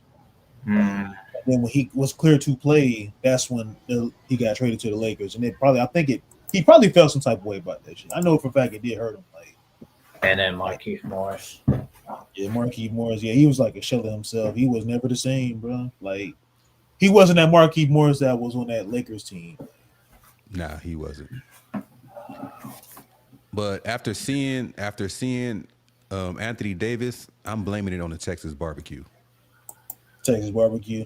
Hey man, the South, bro. Like, motherfucker, let it ribs, hash and rice, and the Morris twins play AAU. Even the Morris twins play AAU. The Morris. Oh twins. yeah. I believe it. Yeah. Man, I couldn't stand them when they played for Phoenix. Man, I couldn't stand them. Yeah, them twins was up the chain, bro. Them dudes, especially Marcus, bro. Marcus was talking cold cash. Oh yeah. Marcus was the rowdy one. That's a troublemaker. That's the bad evil twin. Mm-hmm. You know, there's always a good twin and a bad twin. Yeah. And they both was so good, and they was on the team that we had to see 4 times a year. I hated that. Both of them together, they both got drafted by Phoenix, I believe. No, one got drafted by Phoenix, one got drafted by Houston. And they just traded on draft night. Mm-hmm. Yeah, I hated when they played. They was over there with Steve Nash, right? Who was the point guard? Yeah, Steve Daryl Nash. Yeah. Yep. Yeah. But Steve Nash was a shell of himself then when they got into the league. Like Steve Nash got, remember what came over to the Lakers? And, Yeah, that was the injury-prone years. yeah, Man, imagine if Kobe had the 2006 version of Steve Nash instead of getting the 2013 version. Oh man, that would have been crazy. Yeah, We definitely would have been a huge threat. He would have won a championship. Yeah, I think that's all what Kobe always needed was somebody that can be like a skilled playmaker that can get him in his spots, and then But I don't think Nash and Phil would have worked out though, because he would have to adjust. Because I think Nash would have to adjust more to. I think. Yeah, I mean it's because that triangle offense wasn't really made for like primary ball handler like skill players like Nash and Chris Paul. Yeah, it was. But I think it would have. Yeah, it would have. I agree with you. Like he would have to adjust his game and stuff just to plug himself. Yeah, like to be an off-ball shooter like Derek Fisher was. Yeah, that's why it really didn't work for Gary Payton, because Gary Payton used to always complain about Phil Jackson changing his play style. Because if we would have let Gary Payton be Gary Payton, I think we would have beat Detroit. Like if he was the primary ball handler and playing like he was in Seattle or similar. But like we were just talking about, Phil Jackson, them type of point guards, he changed their game. So Steve Nash probably would have been like a spot up shooter. Yeah, he changed Ron Harper's game. That Ron Harper had to play off the ball. Yeah. And that goes back to what I was saying earlier. I mean, Phil Jackson used to do stuff to piss me off. Like it wasn't just now. Like I used to get mad at all the Laker teams. Dale Harris, like with stuff he used to do. Oh yeah, Dale Harris was something. I remember those days. Boy, I was super mad, like super mad. Probably the worst coach that I was mad at was Kurt Rambis. Like Kurt Rambis, oh man. Oh yeah, that was a lockout season too. Yeah, that was a lockout season too. I still blame him. Yeah, against the Spurs. Yeah. No, I'm not talking about that. I'm not talking about that. I'm talking about for us letting Dennis Rodman go. Oh yeah. Yeah. Because he couldn't handle Dennis Rodman's ways. But if you was a Laker fan, like I was, watching games, every time Dennis Rodman played, we won. We was undefeated with Dennis Rodman. He was still playing like Chicago Dennis Rodman, grabbing like double-digit rebounds. He was still playing that way. I guess Rodman is just more of a no-nonsense type of. And that's why he never really succeeded wherever he coached at. Yeah, like Minnesota. He pretty much was riding the wave under Phil Jackson's coaching. Yeah. He probably got that job because of the bus and his, the Rambis relationship. Yep. That's the only reason why he probably got that job. Phil Jackson probably wanted to keep some of his old guys from like when he was coaching in the Bulls in the 90s. And that's why now they're no longer in the front office. It's a different regime. Yep. I got a question for y'all, and while we talking about this. Yes, sir. If Mark Walter would have purchased the team last summer, who do you think he would have got as a coach? Somebody that already knows NBA experience. Well, I'm sure it wouldn't have been JJ Redick. No, he wouldn't have got no. Because the whole JJ experience, So some of these teams, like okay, Steve Kerr, for example, right? And I'll let EQ cook on that. Steve Kerr came into a good situation, bro, and he just it's something that he felt that, and this was him becoming a good basketball mind because it worked, and it was a little bit of luck and a little bit of bullshit, right, right place at the right place at the right time, right place at the right time. You know, these guys they already like play together. Let me see if I can implement something I feel like that could be a little bit better than what Mark Jackson was what he brought to the team. For instance, like where Draymond was come off the bench and Steve Kerr was like, "Oh, hold on, he can actually really be a starter. Like he could be a primary ball handler.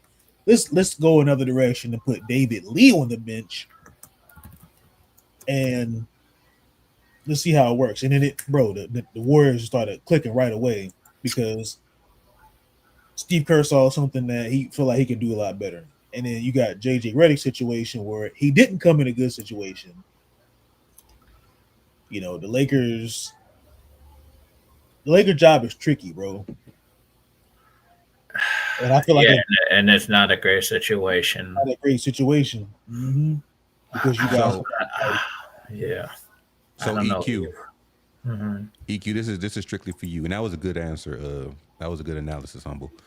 Now that I think about it, do you think if Mark Walter bought this team last summer, do you think we would have had that coach from UConn? Yeah, I think he would have been.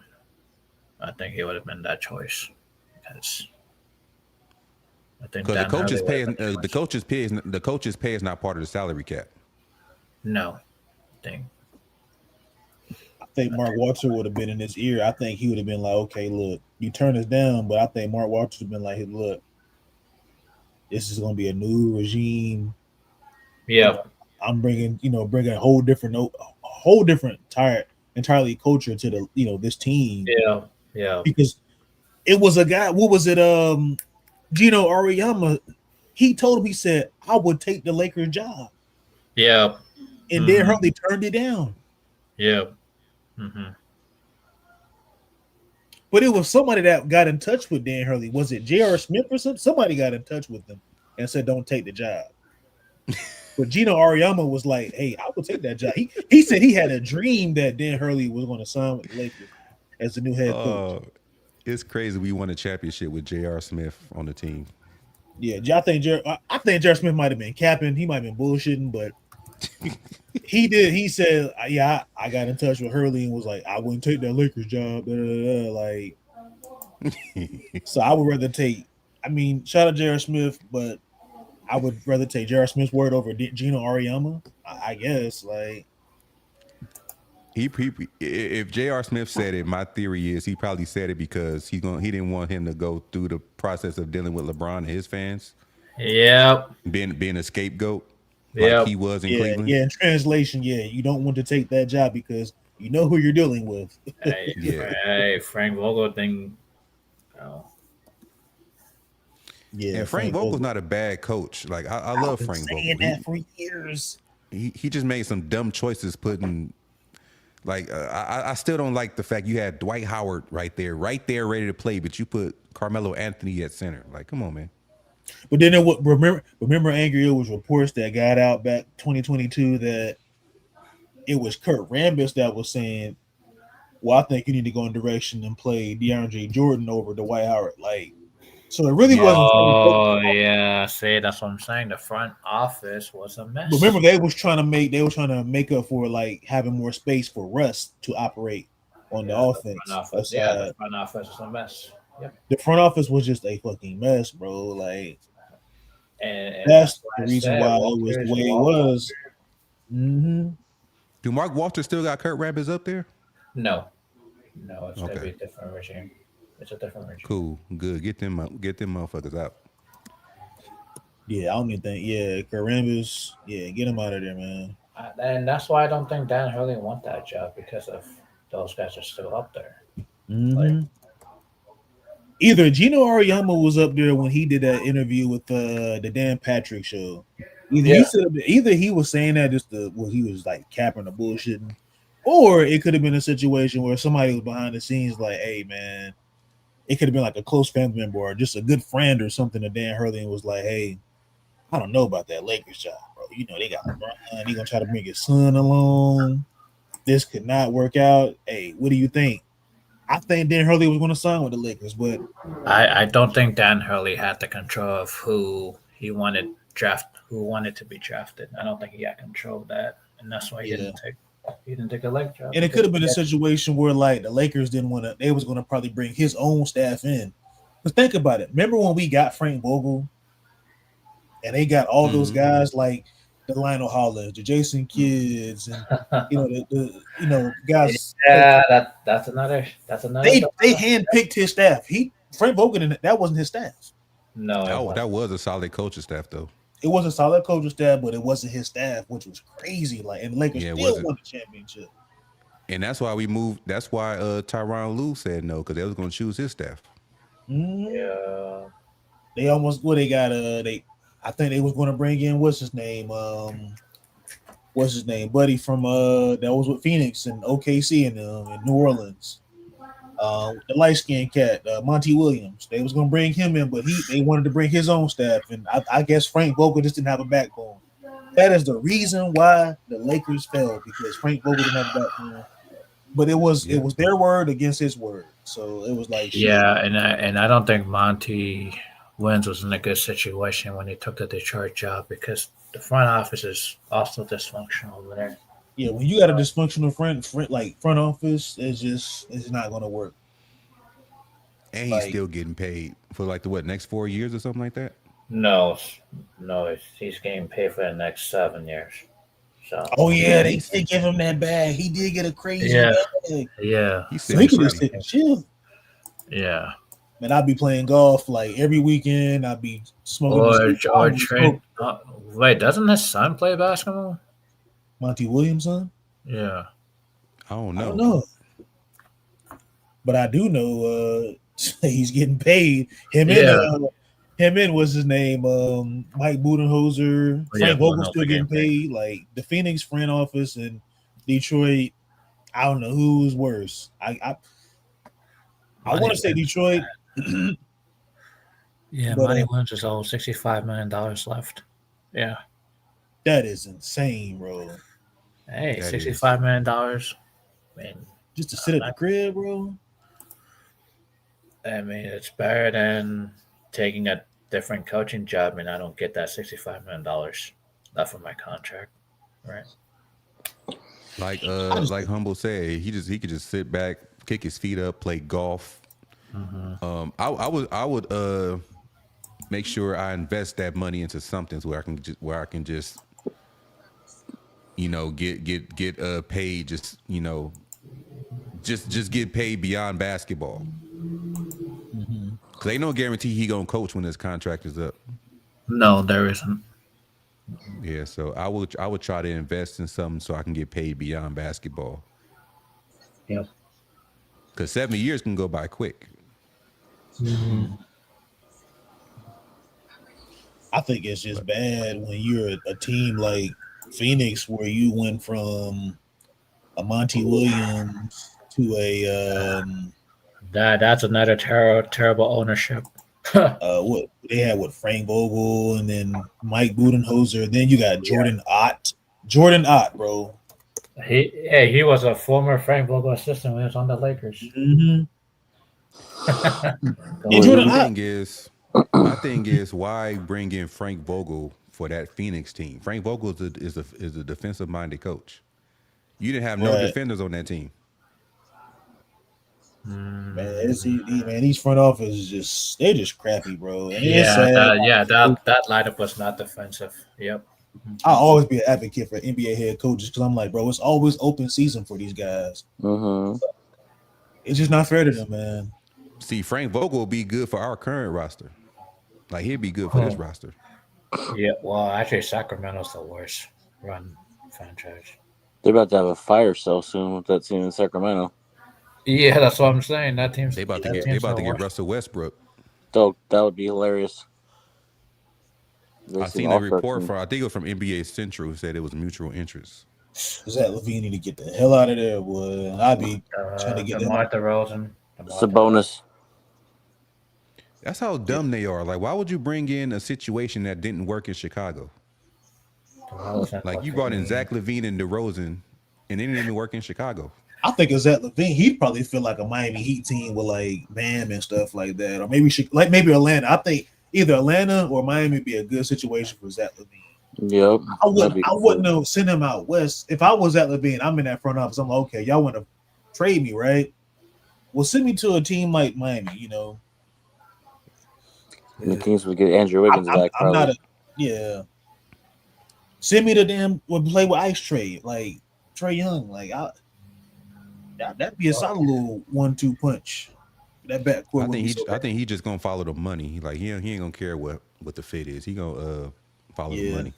Some of these guys, they know they're not like all time great, like talented players. So it's like, the money really kind of matters to these guys, and that's fine. I mean, you get your coins, bro. I'm all for it, man. When these guys out there getting their money and changing their situation and their families' lives and shit, but don't be crying, man, when shit get hectic, man. When your team ain't. That's why I think Devin Booker, he's kind of like content where he's at. And when you got a guy like him, that's why I say, man, if Kobe was still around and God rest his soul, Kobe would be in Devin Booker's ass, bro. He'd be like, yo, you need to up level your game, bro. Like, speaking of that, I think he'd still be working out with Kobe if Kobe was still here. Yeah, all those guys would. Yeah, Kyrie, Kawhi, and even Anthony Edwards. Yeah. I wonder how Kobe would feel about this current Laker team with Luka. Oh, he liked Luka. He liked Luka. Yeah. So LeBron's injured, right? But he's shooting threes. Yeah, that's why I said it doesn't make any sense at all. He's shooting threes. He was on that stream with Casanat cutting his dreads and stuff. Yeah, Casanat's cool. And that's pretty cool. Yeah, I was watching DDG's live yesterday and all them. Wait, so Casanat be wearing a dread wig? No, he really did have dreads, and I guess he got 1 million subscribers. His mom was crying when LeBron cut his dreads. No, because I be seeing like up to date videos or pictures of him with dreads. Because I remember he cut them off. He did. And there's a lot of AI stuff now. Yeah, there's a lot of AI stuff out there. There's one of Jake Paul in wrestling. There's Tupac with the 49ers winning the Super Bowl. AI stuff is out of hand. Jake Paul twerking at a thrift store or some shit. I've been watching a lot of the wrestling ones with Tupac and Biggie and Martin Luther King. And, oh my goodness! Y'all see the one with Kobe playing 2K, bro? Yeah. Nah. Oh that shit was scary. And it was very. I mean, it was like damn, bro. It sounded like Kobe, looked like Kobe, had the same kind of like mannerisms like him and stuff. But he was playing 2K on stream, and I thought it was odd. But what if they're hinting at something? With all these AI shit. I think they're using the AI web browsers now. Those things are scary. The AI some people actually making like building content creators out of AI. Yeah, the AI web browsers, man. Those movies are AI. I think movies we're going to see in the future is going to be AI. And Griff, what if you? There one. CGI is going to be AI going forward. What if someone made AI about you, Angry? Would you be mad? As long as it's positive, I'll be good. They made a whole show. They made a whole show and everything. But here's the thing, though. Yes, AI is scary, but you can tell it's AI when you look at it. Yeah, because it's not perfect movement. Stuff is misspelled. Like it's just too AI perfect, is good, like, but it's not perfect. Yeah, that's crazy. I think the resolution of it is kind of perfect. Like what I mean by like just like that, the resolution, like the picture quality. But as far as like when I'm looking at like when you look at their hands, they got 6-7 fingers. Didn't Angry had an AI something? The AI. He had the Tupac one, not Tupac, the wrestling one. No, the AI. What do you call it? The AI title screen? No.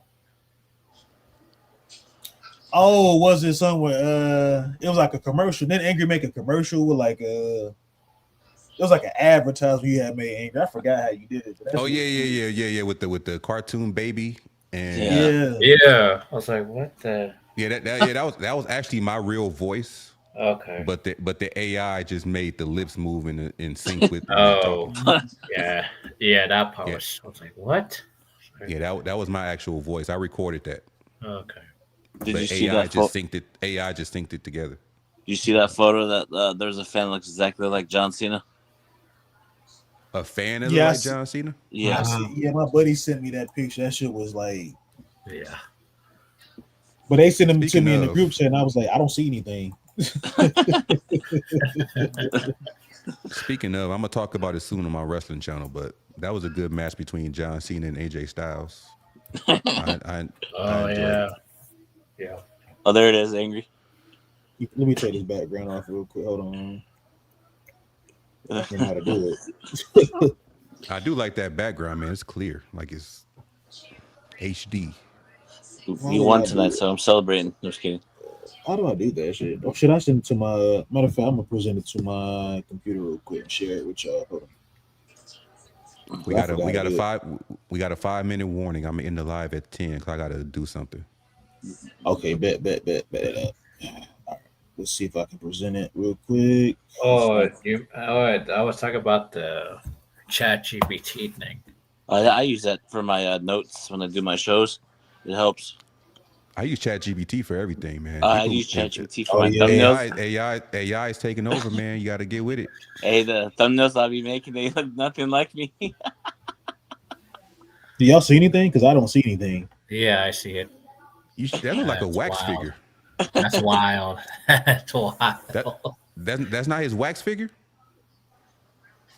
Nah, I don't think so. I think it's somebody that looks just like him. Because his arm looks fake. Which one? The right side or the one on left the side? left. I know the one on the right side is the real John Cena. Is the left look like a fucking wax figure of him? Probably is. Could be. He has 4 more matches. YouTube or something. So John Cena's really retiring, or is it just like a? They always say that and they come back. He's retiring from in ring. Like I don't know if he's retiring from wrestling. This ChatGPT thing is so weird, though. Yeah, I made that from ChatGPT. I just had them upgrade the one that I made, and it came up with that. There, bud. We went from Rush Hour to Big Trouble in Little China. I thought that was Mark Henry for a second. Mark Henry and Shinsuke Nakamura. Yeah.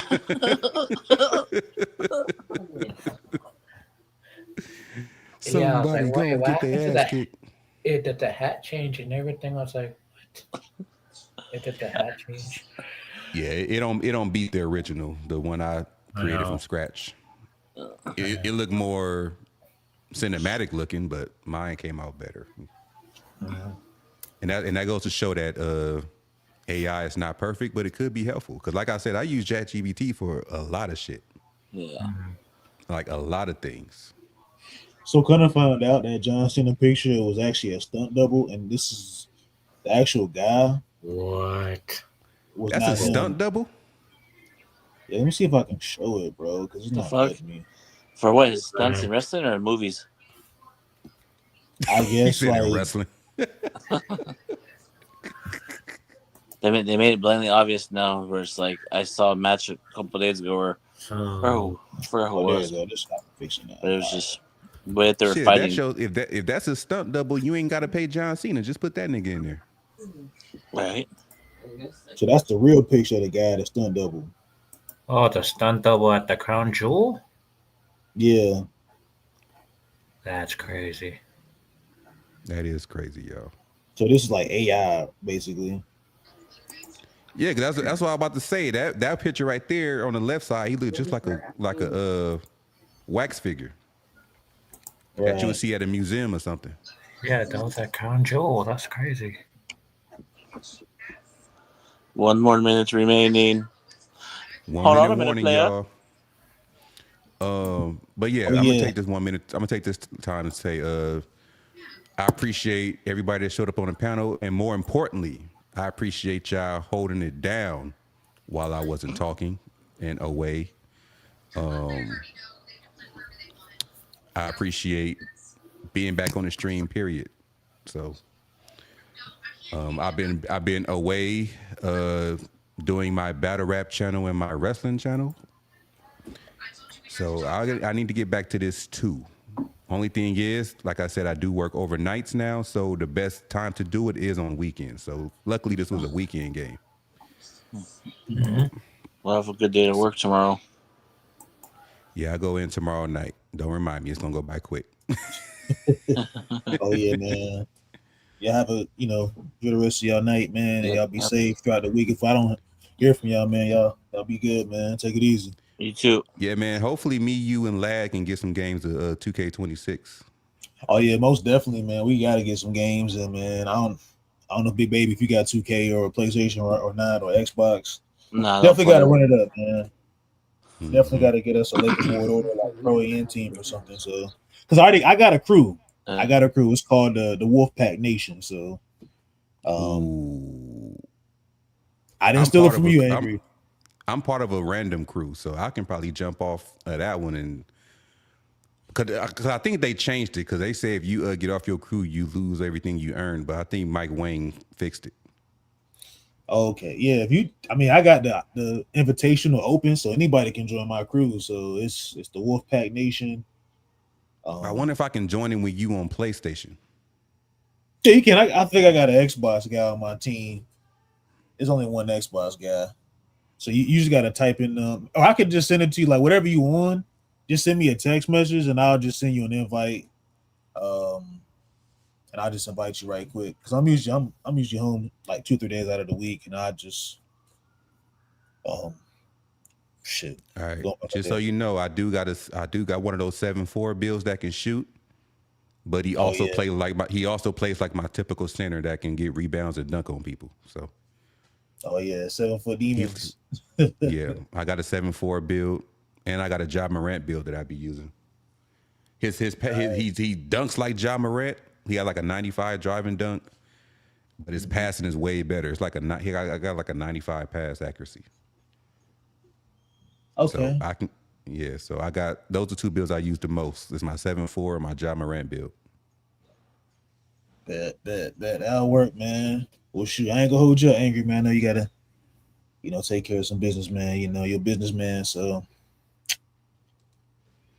All right, man. Hold it down, man. Have a great night, bruh. Shout out to everybody that joined. Shout out to everybody that watched on YouTube and Facebook.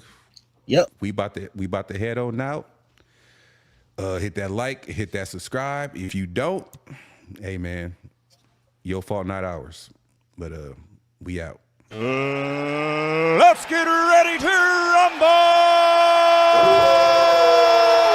Making his way to your streaming device. He's the leader of Lakers World Order, bringing you his opinion on all things sports. Angry Lakers fan.